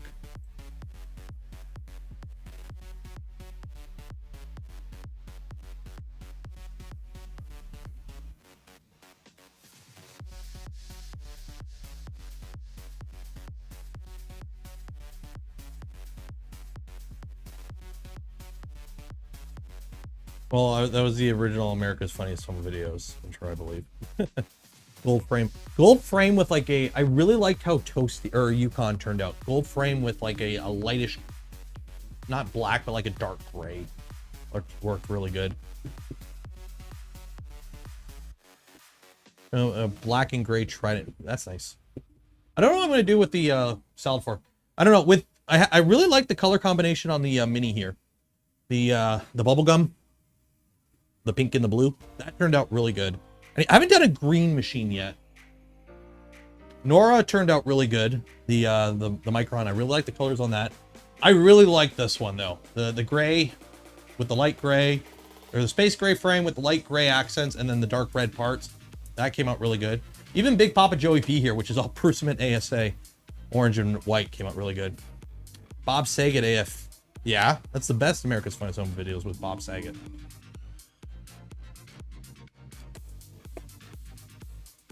What is a salad fork? It is a Trident built with V0 parts. So kind of like how the Micron is a V2 built with V0 parts, so scale down. A Trident scale down is a salad fork. I met the creator, the designer of it was at Murph too. Good guy. Flesh tone. Ooh, that'd be creepy.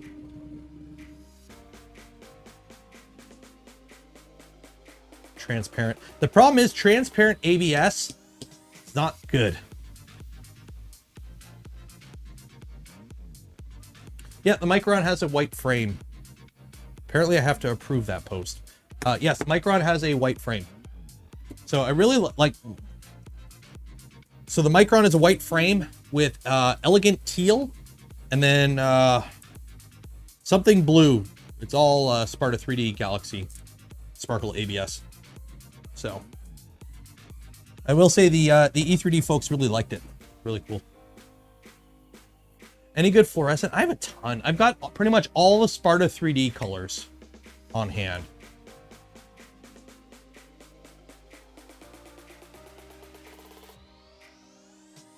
Transparent PETG, but you don't build Vorons out of PETG. Did I fix it? No, we're probably going to fix it on Saturday, I think.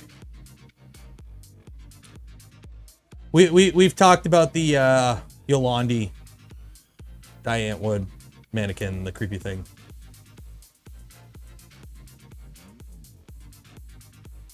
Yeah, I think so. This Friday we're probably gonna be doing another printed chill. We'll see how I feel. The Saturday night stream is going to be probably putting the Revo in the Micron, and then also, or Revo in the Prusa Mini, and then fixing the Micron, probably.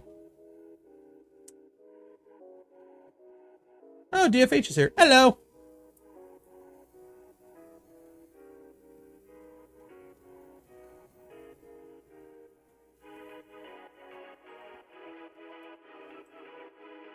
Revo and the Mark III. No, the Mark III stay in stock. The Revo's going in the Prusa Mini.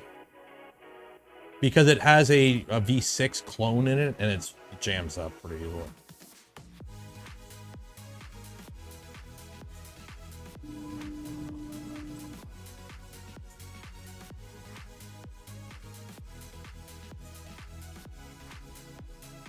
Okay. Need to see if E3D will give me a Chimera XS. That might be fun to put in that. But I don't know what else. Stefan is awesome. Like, seriously awesome. Like, again, every single person I met at Murph, awesome folks. Like, I spent like a good chunk of time just chatting with the Annex folks, and we all got along. I don't have anything against a single person I met at Murph. It was great. Even Dan from Slice. Got along good.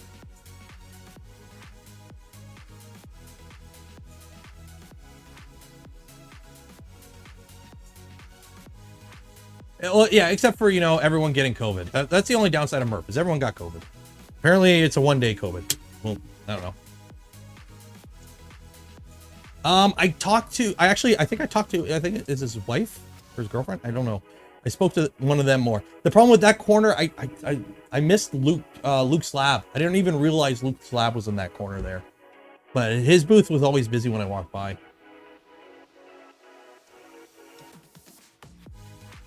Why all the Murph beef? No, there is no Murph beef.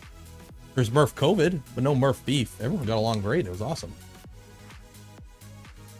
Blake, watch my channel from a while ago. I'm not going to go in it because honestly, I'm past all the drama now. Like, I'll say this. When somebody's just a random image and a line of text on the internet versus actually meeting them and talking to them in person, things change. So I still personally think the whole patent thing, I don't personally agree with, but I'm not going to harbor ill will towards the company. So it is what it is. It is what it is, but yeah. Murph Beef would be an awesome barbecue pop-up restaurant next year. Oh, that'd be... Dude, the Goshen Brewing Company, I think it was. Goshen Brewing Company. I don't know. I had a brisket sandwich there.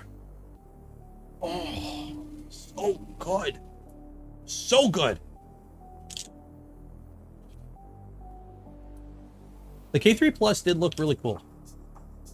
It's way overkill, but then again, I have a Micron, so I can't really argue about overkill designs anymore. That was excellent. Yeah, Tim knows what I'm talking about. That was a very good brisket sandwich. Oh, you had the pulled pork and kettle sour. Ooh, there you go. I had a brisket sandwich. I ordered the pulled pork and I got the brisket, and that was a good idea that they screwed it up. That was good. Nevacan, I'm not going to go into it because I'm not going to go into it.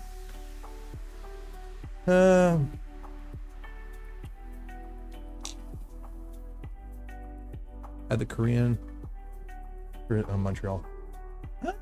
Well, no, Montreal does brisket different though, don't they? I've had brisket in Montreal and it's different than like American brisket, I think. Well, I'm going to be hopefully building a VZ235 all-wheel drive so I can make them fight each other in terms of speed. Yeah, I don't know. I think I'm going to do the Coco. I don't know if I'm going to put Ellie's video in the first one or the second one. I want like all the videos that I put out to have like an anchor like clip. And I'm pretty sure the Coco Press one is going to be a pretty big one. So hopefully I stabilize the footage enough that nobody like complains about the jitteriness, because the problem was like the camera, I got it all working now, but like nothing wanted to talk to each other at Murph. It overheated. I think I figured it out by the end, but unfortunately, like basically this froze halfway through. I planned to just record everything in one go, kind of like I did at Rapid, which by the way, the Rapid video will be out for members tomorrow, I think. I'm going to put the Rapid video, the 1 hour or hour and a half where I just walk around straight. I'm going to put that out for members tomorrow. But I plan to do the same thing with this, but I realized it froze like half an hour in. So Pooch got cut off and I had to redo some interviews. And after that, when it booted back up, it like default settings, and I didn't realize it went back to default settings. So like hyper smooth was off and the camera lens had gone to a closer one. So I did what I could. However, the audio is good this time. So we have good audio. So hopefully people don't complain about the quality as much. Because again, one man setup, I can only do so much. Alan 25, cheers. Wanted to say thanks for sharing your knowledge, your videos. It helped me with build my 2.4. That's why I did them. I don't remember what I said to you. We did the chocolate meme thing.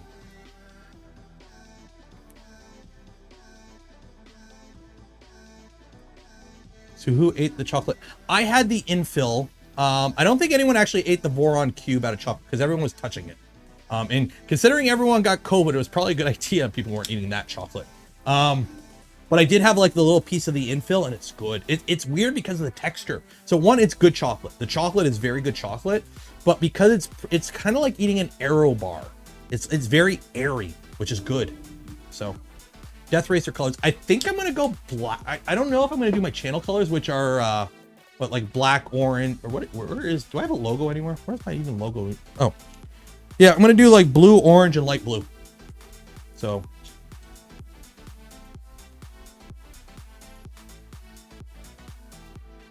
Chocolate Voron when? Well, technically there already is one. So, like, if you missed it, like, if you haven't seen the picture. Oh, she packed it up in that picture. Shoot, where is it? Yeah, here you go. Chocolate Voron. There you go. So it does exist.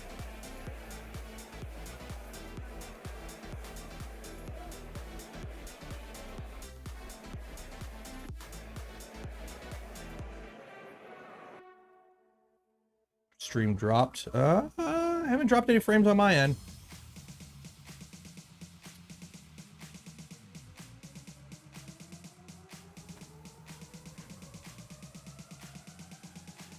No, Voron made a chocolate.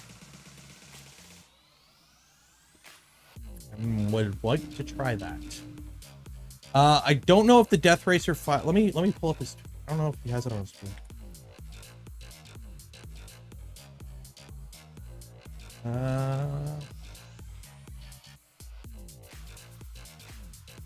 Okay, he put this on his Twitter. I don't know if the.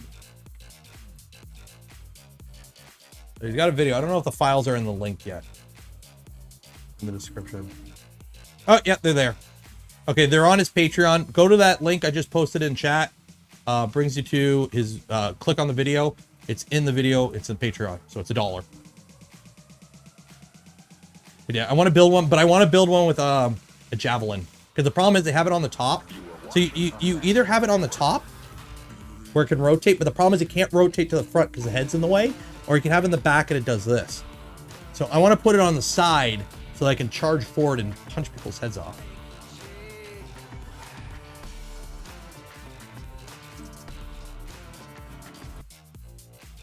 So. Would a chocolate Voron's enclosure be a fondue pot? Just have it in, just have a chocolate fountain coming up in the middle.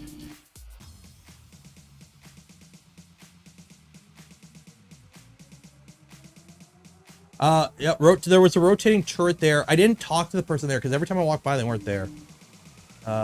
Just pulled the trigger on my 2.4. Very excited. You're part of the reason my bank account is empty. Happy to help. Don't worry. Mine was too for a long time. Vorons have a tendency to multiply very quickly. They're like Pokemon. You got to catch them all. So once you build one, you're like, well, I want this one. Well, I want I want to get this one. I want the small one. I want the big one. I want the Corex head. By the way, the Apollo looks really cool. I did a video with R3D, and you might have already seen it already. But R3D has a printer. So for those that don't know, R3D is the dataless. So let me pull them up here. R3D. This. So. They have what's called the dataless, and it is a commercial Core XZ printer. So, basically, if you want the Core XZ and you don't want to build one, you can buy one now for roughly the same price. So there you go. If you want it with like a Revo Chimera XS, it's $1,049. It comes fully assembled. The cool thing is, I don't know if does he have it on his site yet? Let me see here. Shop. They don't have the brakes. They don't have the brakes yet. Okay. So they have a board in there that auto stops the motors on power off. So you don't need the key back. And they're going to be selling those boards by themselves. So you can build a switch wire without a key back now. Or if you want to do like a direct drive V2 without key backs, you can do that now. They're going to be selling that board. Gonna build a baby legacy? We'll see. Houseblog 25. Cheers. Sounds like you hyped for Murph. Thanks for the content. Cheers. Murph was awesome. Like Rapid was cool. Murph was awesome. And next year I'm totally going up a day early and staying a day late, just so I don't have to run around as much and I can just hang out with people more. Core XZ. So the advantage with Core XZ, you get faster Z, better bed tramming. It doesn't make any noise when you do bed tramming with it. It's more compact. You don't have to worry about lead screw wobbles. And it's technically cheaper if you're doing self-source.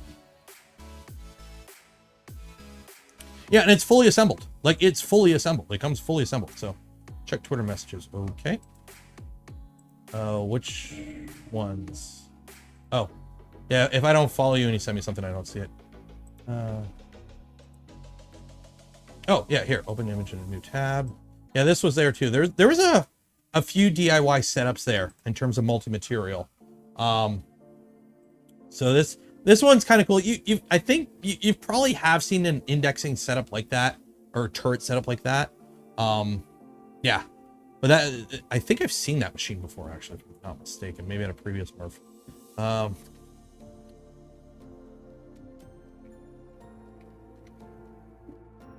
Braking system. Yeah, that's the thing. It's an add-on board, and I think it's good. It's good. 2 of them are cheaper than a keyback, if I'm not mistaken. So.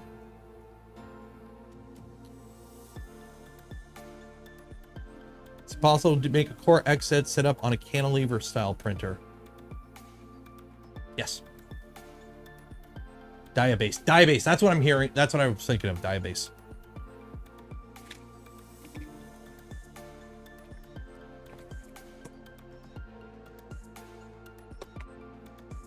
P-Rex. So, for those that don't know what a P-Rex is, this is the absolute bastard child of Party in the Back. This is this is a printer that does not exist, or should not exist. Okay, let me pull up here if I can find the GitHub link.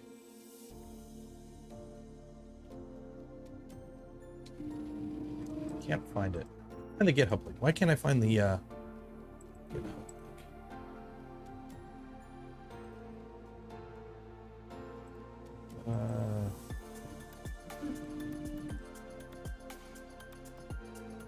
I gotta go find out on the other Discord. Let me find out on the other Discord. Who's adding me? Can't, when you at me and I'm streaming, I can't see.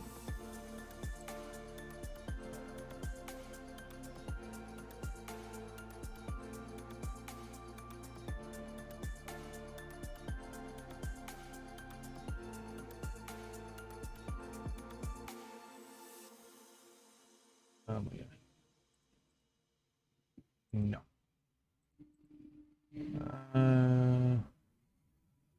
Okay, where is P-Rex? Can somebody link me it? Where is P-Rex? P-Rex, Speedy. There we go, Speedy. Okay, there we go. Thank you, Speedy. Yep. Open it. Okay, so this is P-Rex. Let's do a Core XZ cantilever printer that's also polar.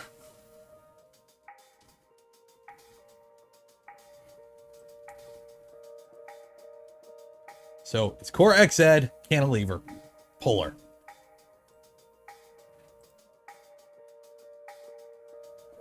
It is an affront to nature, and I can't wait to build one. Yeah, armchair engineering. Yeah, it's on the Doom Cube. Doom Cube is where all the crazy projects are.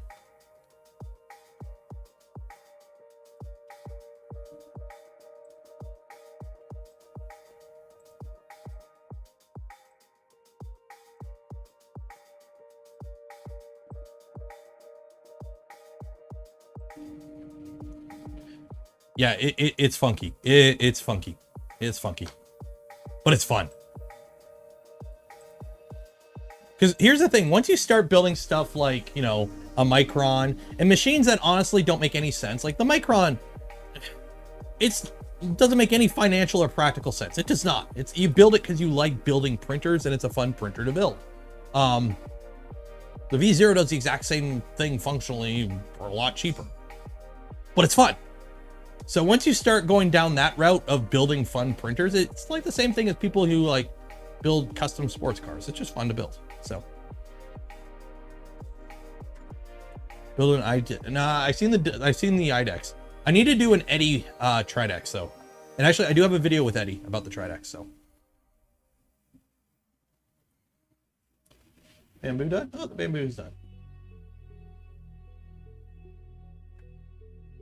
let that cool off for a bit and see if the parts are functional. I need an IDEX V0. Okay, here's the problem with an IDEX V0. Purge. You have a 120 millimeter bed. You don't have a lot of room for a purge block. So, baby belt when? Baby belt looks really cool. I do want to get a belt printer now after speaking to, I spent a lot of time talking to Pooch and Bill Steele there about belt printers between Murph and Rapid. I do want to get a belt printer. Baby belt I think needs a little bit more time in the oven personally, but that's just me. I think baby belt, it's too, they tried to cost it down too much, I think. Is there a V2 with a switch wire bed size? You could build one that size. If it's IDEX, why do you need a purge block?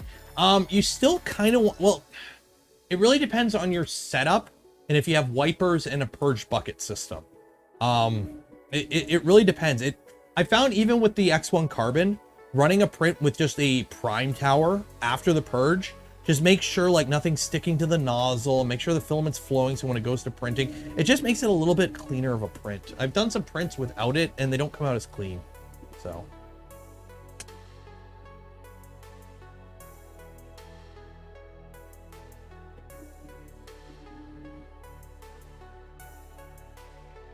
Using ceramic. Yeah, I was talking with the person. Unfortunately, I didn't get a video with them. I wanted to, but ran out of time.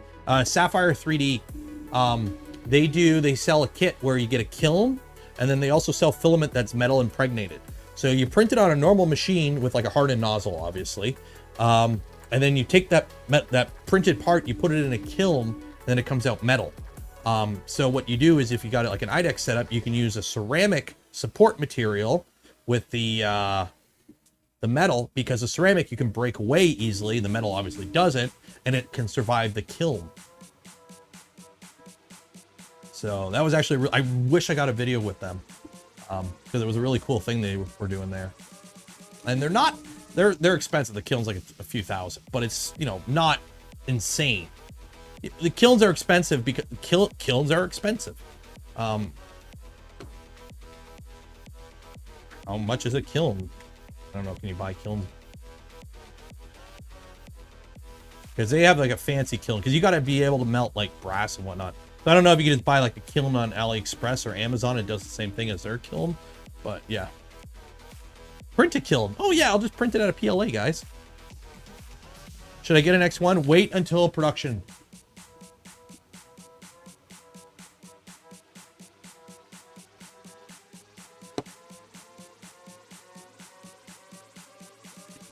Yeah, because I'm pretty sure the kilns have like, you gotta purge it with like an argon or something, if I'm not mistaken. 160 micron doom. Don't you tempt me, DFH. The SaintSmart IN20. That one, the Infi 20. That one I've heard good things about. That's the one I've heard good things about. So yeah.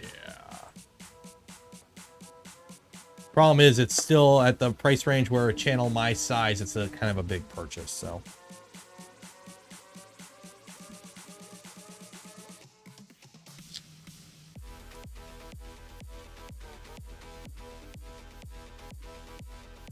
It was nice to see the X1 in person. Yeah, it was cool. They had one there. But you gotta, it's a Core XY. It's a Core XY printer with triple Z, where they're all belted together. It's not a massive departure hardware size. It's the software and them actually pushing it to its limits. Because they're, you know, you can buy commercial Core XY machines right now, but none of them push them as fast as this. You know, they're all belted Core XY with NEMA 17s. It's just, yeah. Desktop metal printing falls into the category of been in manufacturing for a long time, but it's cool to see MIM tech coming to 3D printing. Pretty much, like, even when I was in injection molding, we would see the odd, you know, metal part that was 3D printed. But yeah, it's, you know, like the parts, he had a lot of decorative parts there that looked really cool. The problem is the finish. The surface finish is a little potty. And I don't think the parts are like fully solid, so you probably have air bubbles inside and whatnot. So you probably couldn't use them in like industrial application, but for at home, like doing jewelry and whatnot, oh, great. What lube do you search for Z screws on Crail? White lithium, silicone lube. Same lube, whatever lube you bought for your rails, use it on your screws. Do I have a list of mods for the Not a Prusa? At the moment, it's going to get a 3D Chameleon and a Revo. Beyond that, I'm not 100% sure. Oh, an OSEC bed.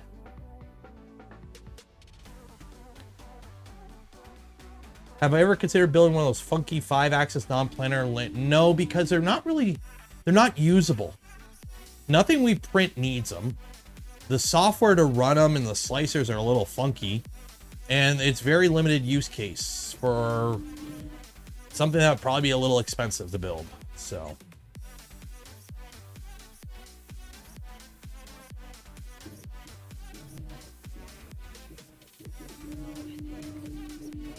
palm nuts don't need lube. That is correct, Piers. Palm you leave dry.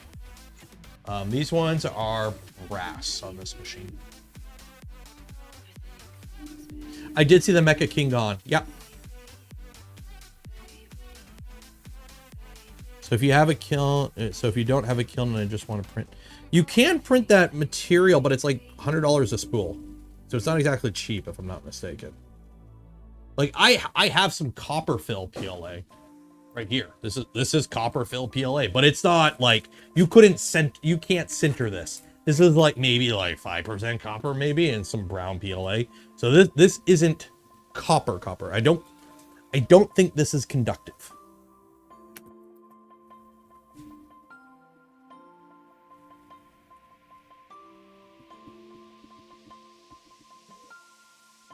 Is silicone lube used the same as personal use? Don't be putting KY in your printer. It's probably a little too thin. What is the best 3D printer you have used in terms of quality? Depends what you're doing with your printer. Depends what you're looking to get out of your printer. Depends on what you're looking to spend. In terms of it depends. Like, this one's a very good printer, but I've had it for a month. I can't, this one I've had for a little bit longer, but it's a Prusa Mark III. I know it just works. My Vorons, this one's got years on it, and I trust it to just work. Like, they're all tuned for different things and do different things. Like, I don't know. I'm sure if I spent the time to actually tweak and tune each profile individually, they'd all be perfectly the same. But I'm lazy, so I use the same profile on all my machines. Oh, in terms of pure quality, the resin machine, obviously, like, if you want to chase, like, detail, get a resin machine, because you'll never be able to beat this with, like, FDM. So you'll never be able to do that with FDM.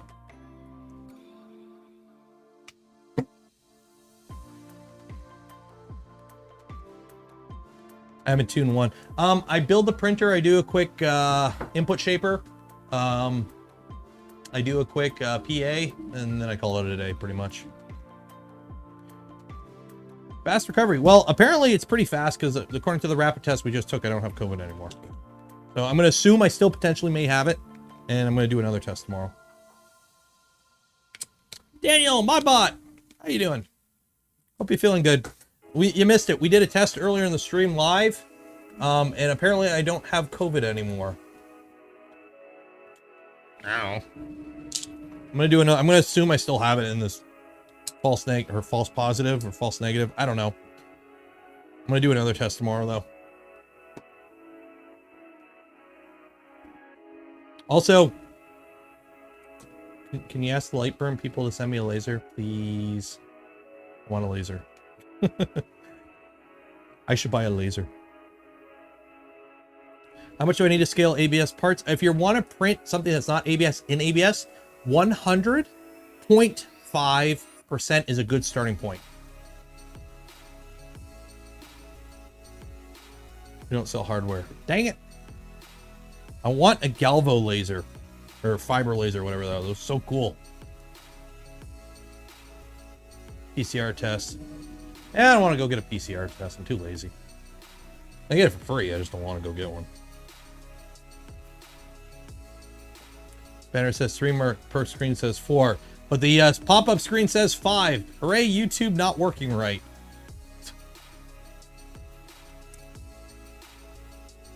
Oops, still hot. So, fun fact, on the Bambu, you can print ABS just fine on the engineering plate. And actually, it prints really good on the engineering plate with a hot bed. I don't know why. All their profiles have the bed temps low. Like their PLA profile is like 35C on the bed. Their ABS profile is like 90C on the bed. I print my ABS at 110 usually.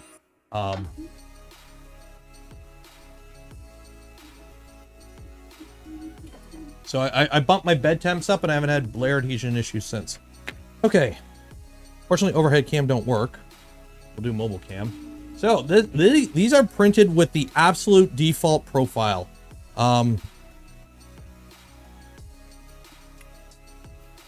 So you can see it's printing fast. You gotta, those aren't the cleanest. But in terms of functionality,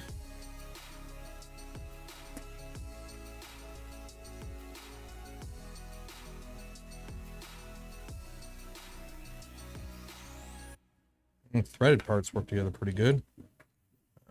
This one. And that one's a little loose, but it's still good.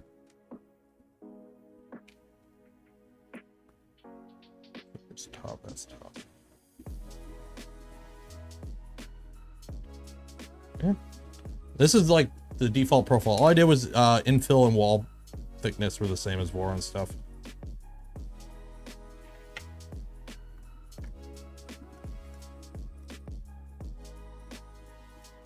Oh, those came out okay. There's the bottom. You can see the corners did peel up a little bit. They did warp up a little bit. Yeah, you can see there. I don't know. Ain't no pith quality, but it's functional. It rounds the corners like a mofo, though. Me here. Yeah. So if you look in the CAD, these corners are square. Like these corners are square. But when you look here, they are rounded. So compare that to, I gotta have a normal cube somewhere. So this is a cube off of a Prusa. Okay, so this is a cube off the Bambu. This is a cube off the Prusa. So just to give you a difference.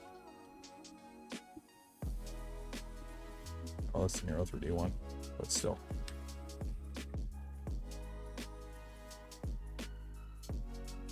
Yeah, you can see it rounds the hell out of that corner. So yes, it's running input shaper, but it's aggressive with the input shaper. So can the Prusa hold 110C bed? I don't see why not. Doc disapproved. Yeah, Doc wanted me to run these parts. Like, they're functional. Don't get me wrong, these parts are functional. They're just not cosmetically the greatest. Because you can't print that fast and get super accurate parts. The plastic doesn't have time to properly set, essentially. When you melt plastic and your nozzle's moving that fast, when you do a corner, it actually, like, the plastic kind of sticks to the nozzle and gets dragged along with it.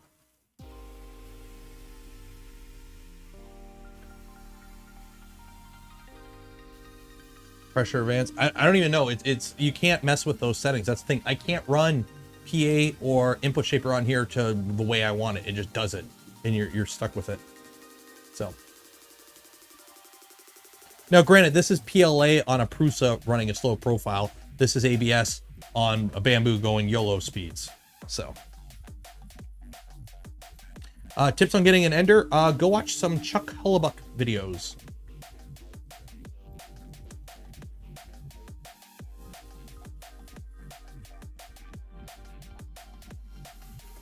Yeah, it rounds corners like a mofo. Top layer is very good, though. Actually, let me make sure the bearing fits. These. And one of these. So let's see. Oh.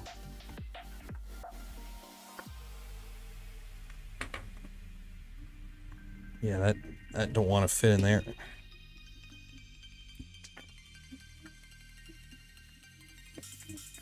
Oh, it's okay. The Prusa. Yeah, the Prusa's fine. Yeah. Like it's a functional part. Bridge is good. Bridge did really good. Zero G Design. Hello there. Where are the tests? They're on the GitHub.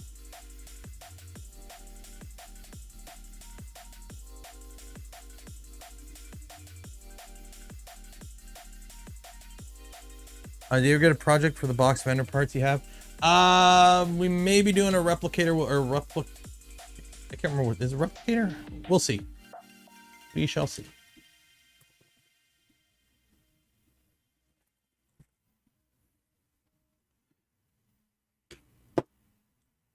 B01's Z motor slipping when homing.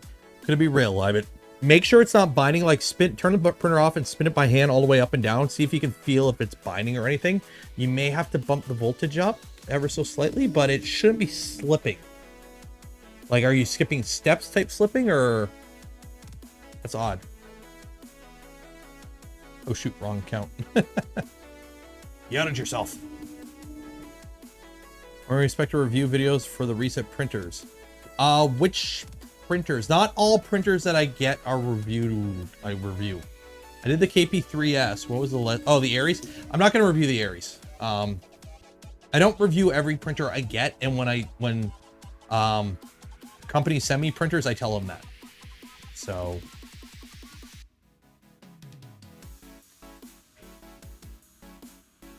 I would do the overhead cam, but the overhead cam ain't working right now because I don't have the cam link for it. Actually, let me go get it before I forget. Have it in my bag. Cam link, where are you? You're in the audio bag. Nope. Yep, there you are. I brought the cam link because I was gonna do a stream at MRRF with the GoPro, but I ended up not doing it.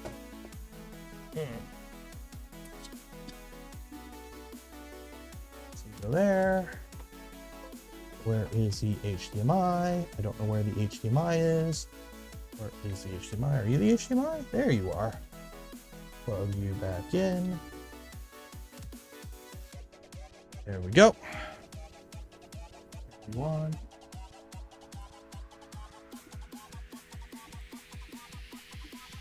On. Hello. Oop. Main overlay. Nope. Best view. There we go. There we go. Okay. So if you want to compare these again. Now. Yeah. You can see how sharp the corners are. So this is the Prusa. This is printed on the X1. Slow PLA, fast ABS. And you can see corners are not as sharp.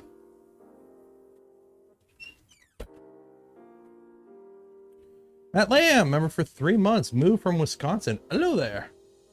I'm going to MRRF. At the moment, it does not look like it because the problem is MRRF is during Canadian Thanksgiving weekend. Oh, wow. Frame rate. Did I plug it in the wrong thing? I think I plugged it in. I did. Shoot.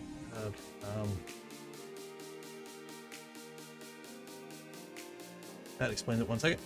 Ooh.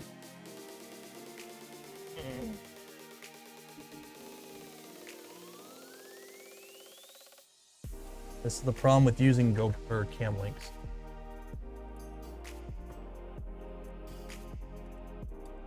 There we go. Are we back? We're back. We're back.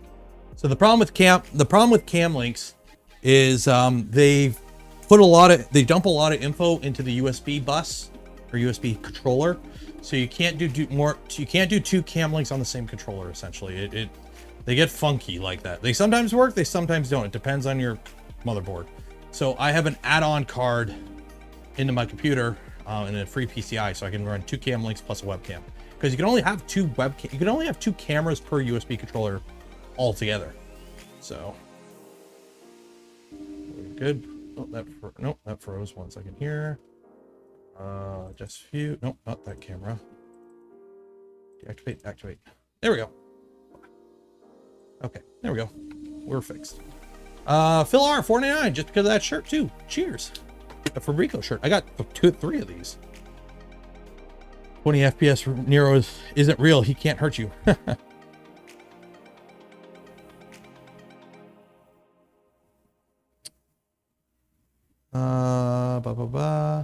Only run 1 cam link on my system. Yeah, it depends on your printer, how old it is, what USB controller you have. It really depends. Yeah, so I have 2 different USB controllers. I think the motherboard has 2, if I'm not mistaken. But I have to basically plug 1 cam link into the motherboard USB 3.0, the other cam link into the add-on card USB 3.0. Anton gifted 5 community memberships. Cheers. Still not working. Freaking Steam Elements. You gotta figure that out. Why it's not working. Because before it would list them all off. Now it's not listing any of them off. And I don't know what's wrong with it. So.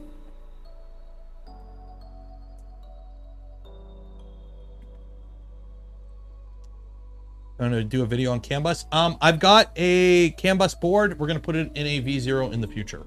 So I don't know if it'll be a video or a stream, but it will happen at some point.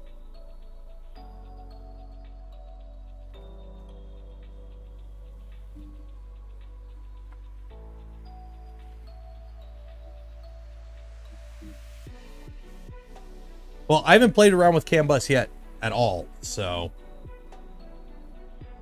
Thing is, a lot of boards now have CAN bus controllers built into it, so I'm pretty sure it's mostly plug and play at this point.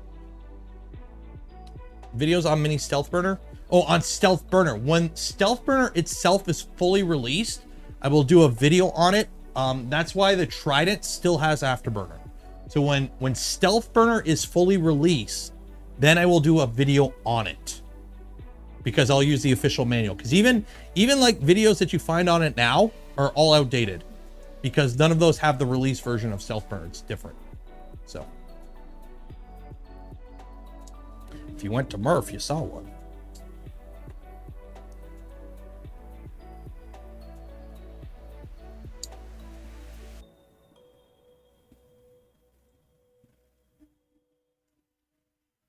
Have you seen the Swapper 3D? Yeah, I took a look at that this morning. It looks really cool. It's pretty much a CNC. CNC do tool changes like that all the time. Only obviously with bigger assemblies and what. It looks cool. It's a Kickstarter from a company I've never heard of before, promising something really cool at a kind of reasonable price. Wait and see.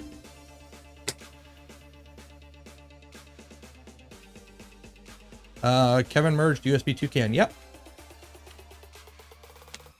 What I can't remember what my config was for the Y splitter. I honestly can't remember. I don't have it anymore. I can't remember. Somebody sent me it on Discord. It was like in one of the Voron channels, I think. Okay, so the difference between the beta and the production is more cosmetic than functional. Put it that way. It's actually not a huge difference. Functionally, it's about the same. Like, here. That will probably be running the resin Stealth Burner from a couple months ago for years, because I'm going to be lazy about it. Is there a way to mount a Stealth Burner Afterburner to a Prusa? With zip ties, hopes, and dreams, you can do anything. It's not officially released. The beta parts are still out there. It'll be done when it's done. Working on the manual. What do you think of the Rancor 3D printer? It's really cool. It's a custom one-off machine though. So it's a really cool thing. Like it yells at you. Or it yelled at me when I walked by it. I do like the little screen he had on it though that read out the G-code as it was going. Like a live view of the G-code as it was going.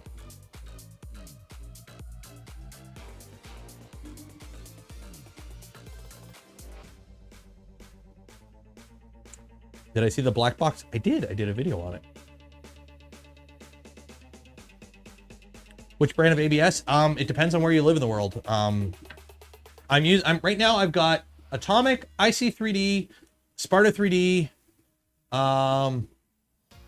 Polymaker, ASA. I haven't used their ABS. What else? And those are like the 4 brands I'm running right now, and they all work good. Try the Polymaker of this stuff, though. That stuff's good. There's a link in the description if you want some. And you can win some. Try it yourself. Link in the description.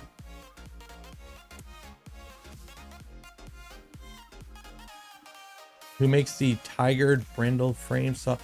Oh, that is Gar 3D?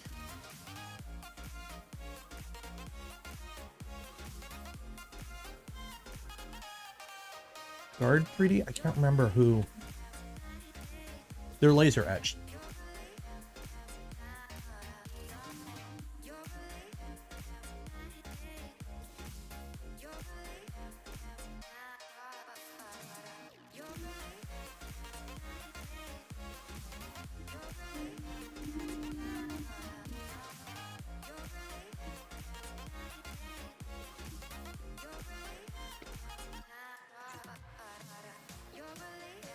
Ooh.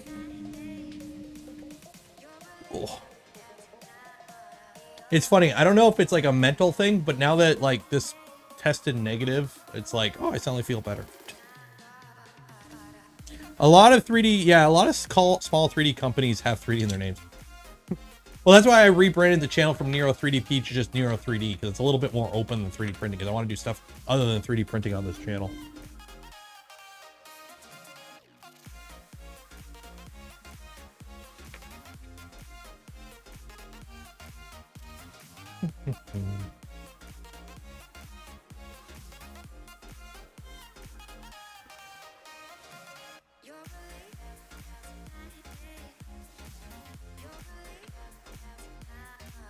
Placebo effect. Yep.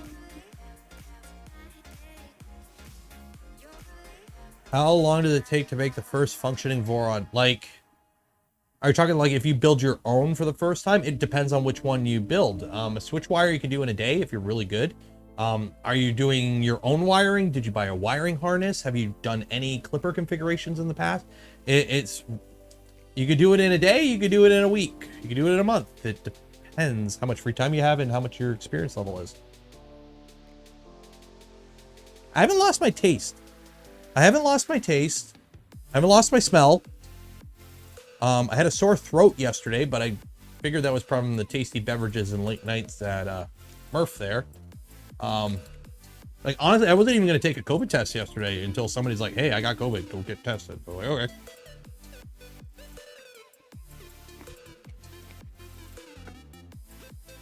Yeah, I don't know.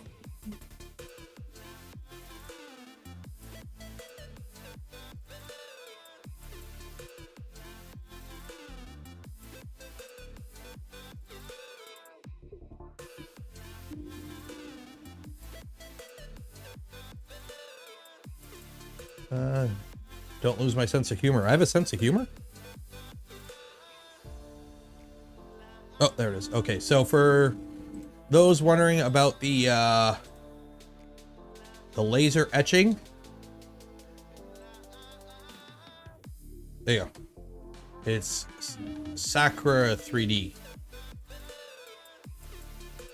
There you go. Oh, I guess their website is down right now. So there you go.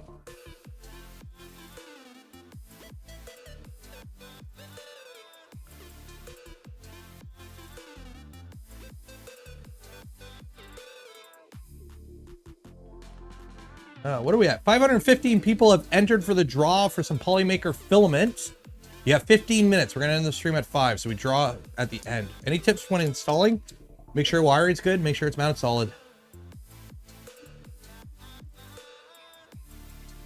Is taste great? No, my taste, like, honestly, it's the same. Like, other than a slightly sore throat and my voice being a little raspy, which again, tasty beverages and late night at Murph and a lot of talking probably account for most of that.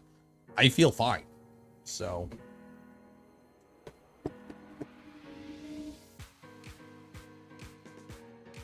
yeah, I DM'd them on Twitter a while ago and I haven't received a response. So I don't know if they're not doing it anymore because I see their latest post on Twitter is from February.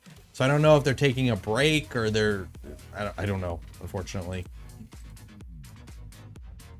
So my 2.4 build 2 Sundays ago will probably take me 7 or 8 live streams. That's roughly what I take to build a V2. I think my last V2 we built, the LDO was like 6 or 7 streams. It takes longer when you're streaming, obviously, because you're talking and you're like, you're doing it live. It takes longer, essentially. Tired and dizziness? Not really. I was up till midnight last night. I woke up at 8 today.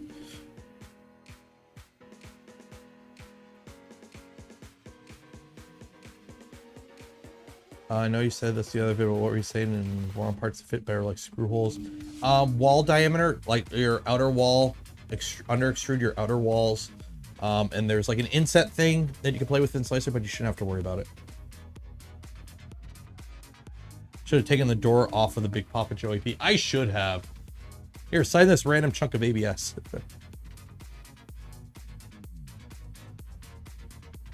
Well, I didn't know Joe was going to be there. He was only there Saturday. Like, he literally flew in. Joe arrived like 8 p.m. Friday night, drove from Chicago to Murph, was there Saturday, and then flew out Saturday night. Like, he was there for 1 day.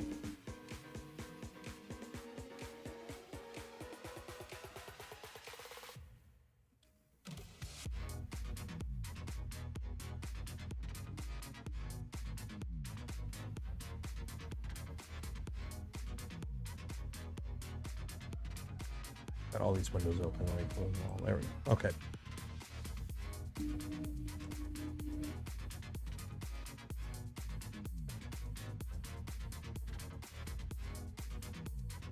F. What F?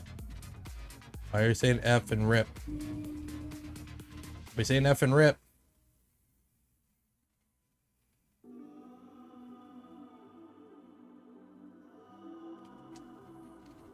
Yeah, he signed. I wish I was a Prusa on Ray's V0.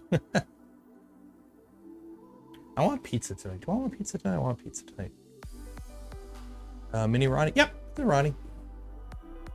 I'm showing off like resin printing, how you can't really, you'll never be able to do stuff like that. It's in like a clear blue, translucent blue, but you can't do that with FDM. So somebody's like, what's the most quality printer you got? I'm like, you know, resin. If you're looking for sheer quality, resin. What would the X1 have better quality and reliability if it prints slower? Probably, yeah, you slow it down. Order pineapple pizza. Ew. Nope, Steve has not heard anything about his Trident yet.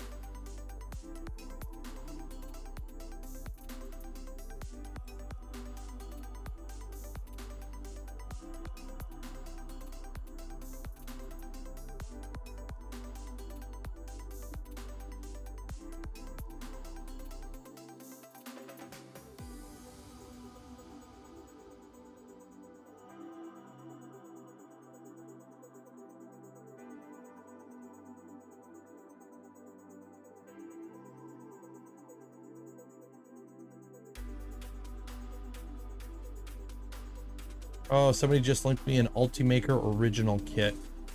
And it's going for almost 500 euro. Yeah, there was insurance on it, but I don't think it was for the full value. It's technically, it's Jason's Trident. Like, he built it and he was sending it to Jason.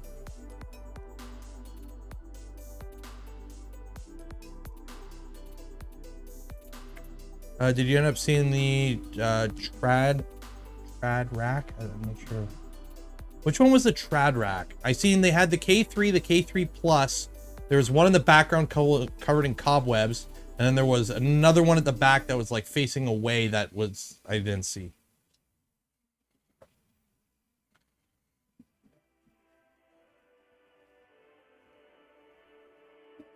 I did not. I don't think they had the trad rack at Murph, or if not, I didn't see it at all. And when I spoke to Mental, he didn't mention it. There's a million ways to do an MMU. Like, I'm not saying it's better than the Urkfor. I'm not saying it's worse than the Urkfor. It's just another way of doing it.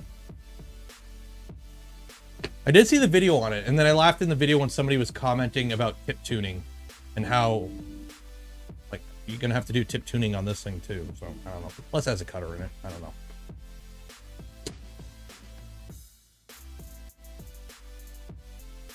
It looked cool though. Like I think the way they do it, where they had the engagement gear, it moves, like the drive gear moves and it comes down. It's a heavier motion system. And then somebody's like, it's faster. Well, you could just run that faster if you wanted to. So many people don't understand the difference between hardware stuff and software stuff. Because you can make hardware go fast if you want it to. So if you see one thing going fast, doesn't mean the other thing go fast, just means the other thing doesn't have the settings set to it. Because I've seen people run their ERCFAs really fast. It's just the defaults are conservative. And most people just leave it at defaults because, yeah, whatever.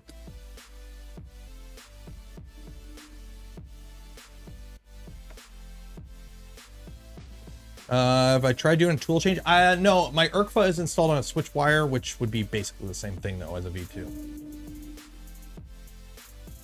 Oh, tool change. Sorry, I'm thinking filament change. Tool change, I have not. There is a community mod for Trident to do tool change, but I have not really followed into that.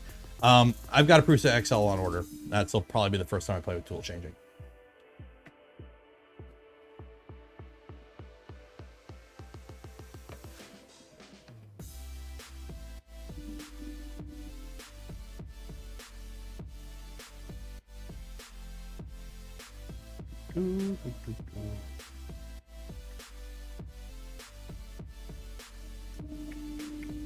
Want a Prusa XL? Yeah, I do too.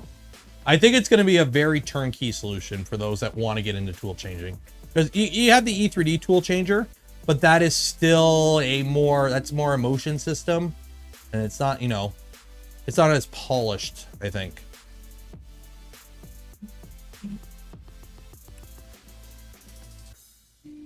Should do a build off with Steve and Jason and Modbot. Maybe. Problem is we all live in different time zones. And like, what kind of build out? Like we all build the same printer at once? Because let's be honest, if we all build the same printer at once, we'd all be cannibalizing each other's viewers. So.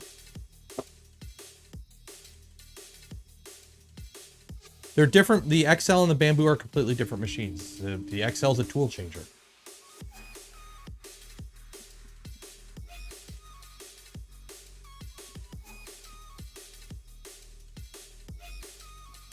A vice. Oh, degreaser on the ABS fumes. Yep. Okay, so we got 6 minutes until the end of stream. So if you have not entered, if you haven't entered yet for your draw to win some Polymaker filament, link in the description. Go do this now. And while you're down in the description there, join the Discord. It's full of cool people. At least some of them are cool.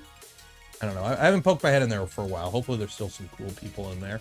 But yeah, go do that.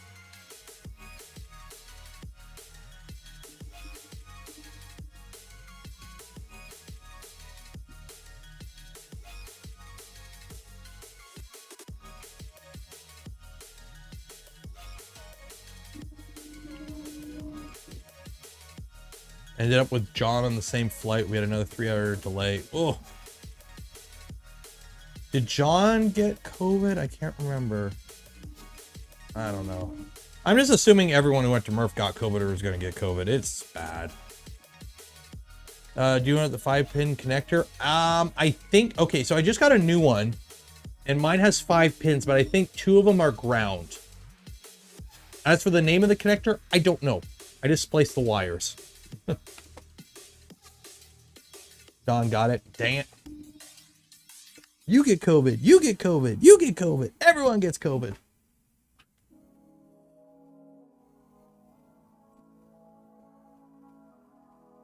That's okay. Apparently honey's good, and I've got some honey whiskey here I'm going to have later. Well, I sit in my really shitty chair in here and watch YouTube videos all night. Because even though this says negative, I'm not going to trust it. I'm going to do another test tomorrow. And then if it says negative, then I think it's the quickest COVID in the world, apparently. But it said positive yesterday. What's my opinion on the Prusa farm system? I'm not a farmer. Joel probably thinks it's a great idea. I don't run a print farm, but having multiple machines that are all exactly the same, that all integrate and work together great, Probably a good thing if you're seriously into farming FDM style prints. Although it'd probably be more on the professional side of things than like, you know, somebody setting up their own print farm in the garage. Can you mail alcohol to Canada?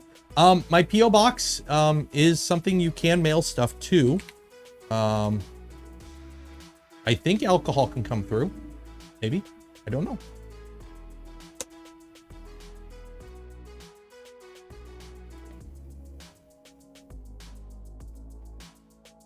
No, you cannot. Oh. Well, if you send it through the mail, it might make it, though. Looked it up. Stuff has made it through. That I surprised it couldn't. DIY resin printer. They're not that capable. Here's the thing with resin. If you want to DIY something, it needs to either be better than commercial offerings or cheaper than commercial offerings, in my opinion. DIYing resin isn't any cheaper than any commercial. You can buy resin printers for $200 to $300. You can buy cheap resin printers, and they're not, and the DIY options aren't better than cheap commercial offerings. So there's really no reason to DIY resin at this time.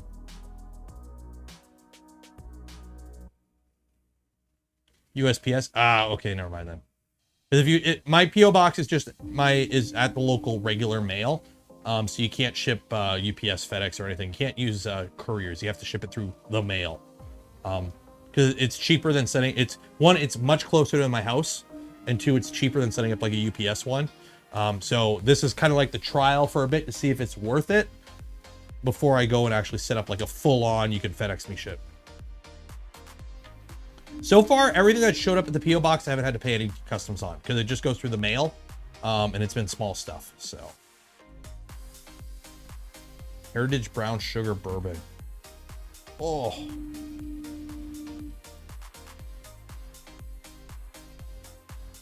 Am I planning on building a VZ235? I've been in talks with Vector there. Yes. It's a little way out, though. But I recall that a Scottish relative mailed a micro distillery whiskey to a Canadian relative. Could be. Cost way to get soluble support printing on a hobbyist FDM. You can do it with a single nozzle setup. You just got to purge a lot. So... Okay, so we're going to do the draw in a minute here. So if you have not entered, you have like a minute to enter.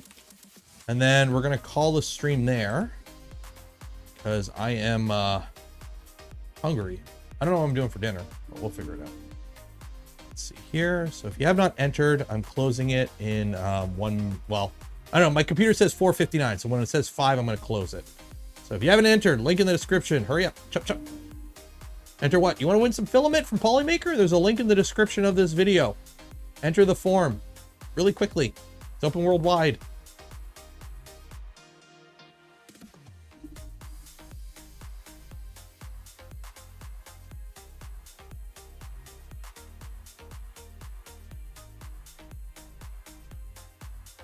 Okay, so it's time to close it. So you got 8 seconds because of the time delay. So when I clap on your screen, that'll be it.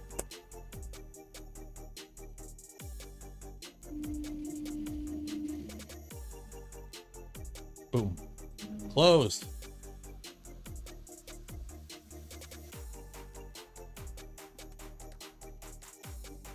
Create new spreadsheet. There we go.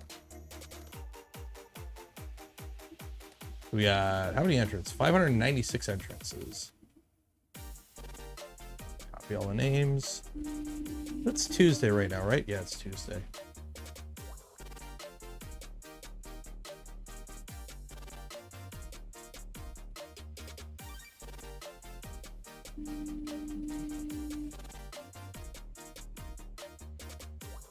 A lot of names to copy. There you go. Copy. Okay. Running low on free ASA. Is it Tuesday? It's Tuesday. So while YouTube is, or Chrome is crashing, you know, if you haven't yet, like the smash button. If you're not subscribed to the channel, consider subscribing. Ring the bell so you get proper notifications when YouTube decides to actually do proper notifications. It's double the likes. How is that possible?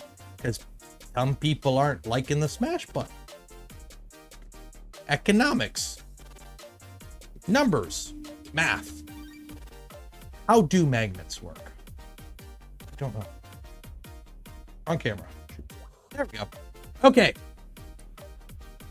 It is Tuesday, my dudes. It is. It is currently the, what day is it today? It's the 28th. I need a number between 2 and 8. I'm going to give you a number between 2 and 8. That's impossible. 3. 1, 2, 3. Did that go? I don't know. One more for good luck. Spin, spin, spin. Where it stops, a random computer algorithm probably was already decided. The big winner is Pushing Plastic. Congratulations. A winner is you. Congratulations, Pushing Plastic. Here, let me grab your information.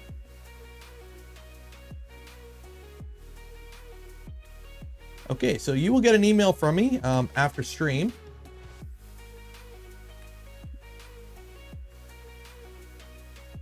Oh, no, no, I don't want to copy everyone's information. I just need your information. There we go. So you'll get an email from me after stream. You'll fill out a form. If you're in chat, I would look. And then you get to pick what filament you get. There you go.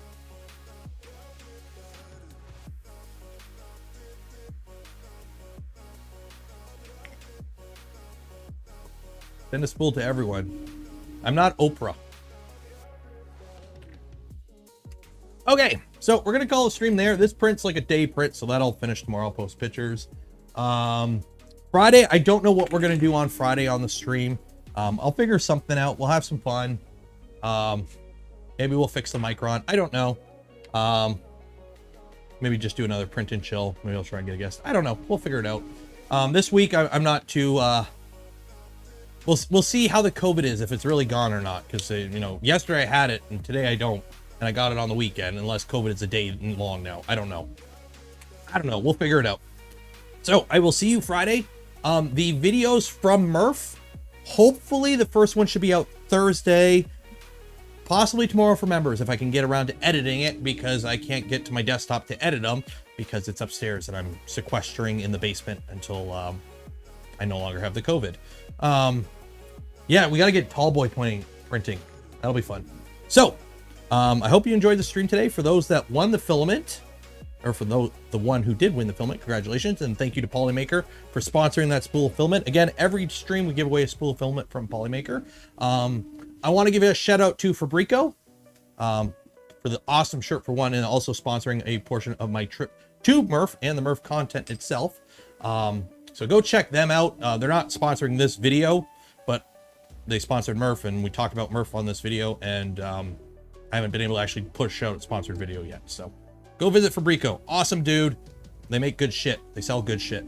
So go visit them. For those that donated to the stream or became members of the channel or gifted memberships to others, I thank you. I would not be able to do what I do and create the content I create without your continued support. You make this all possible.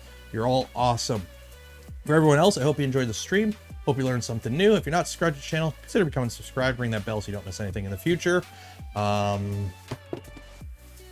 Always forget something. You think I would figure out how to do an outro regularly and not screw it up every time, but whatever, YOLO.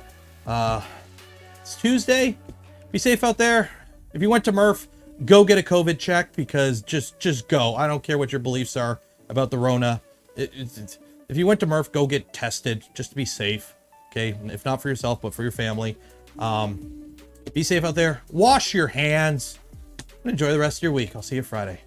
Cheers.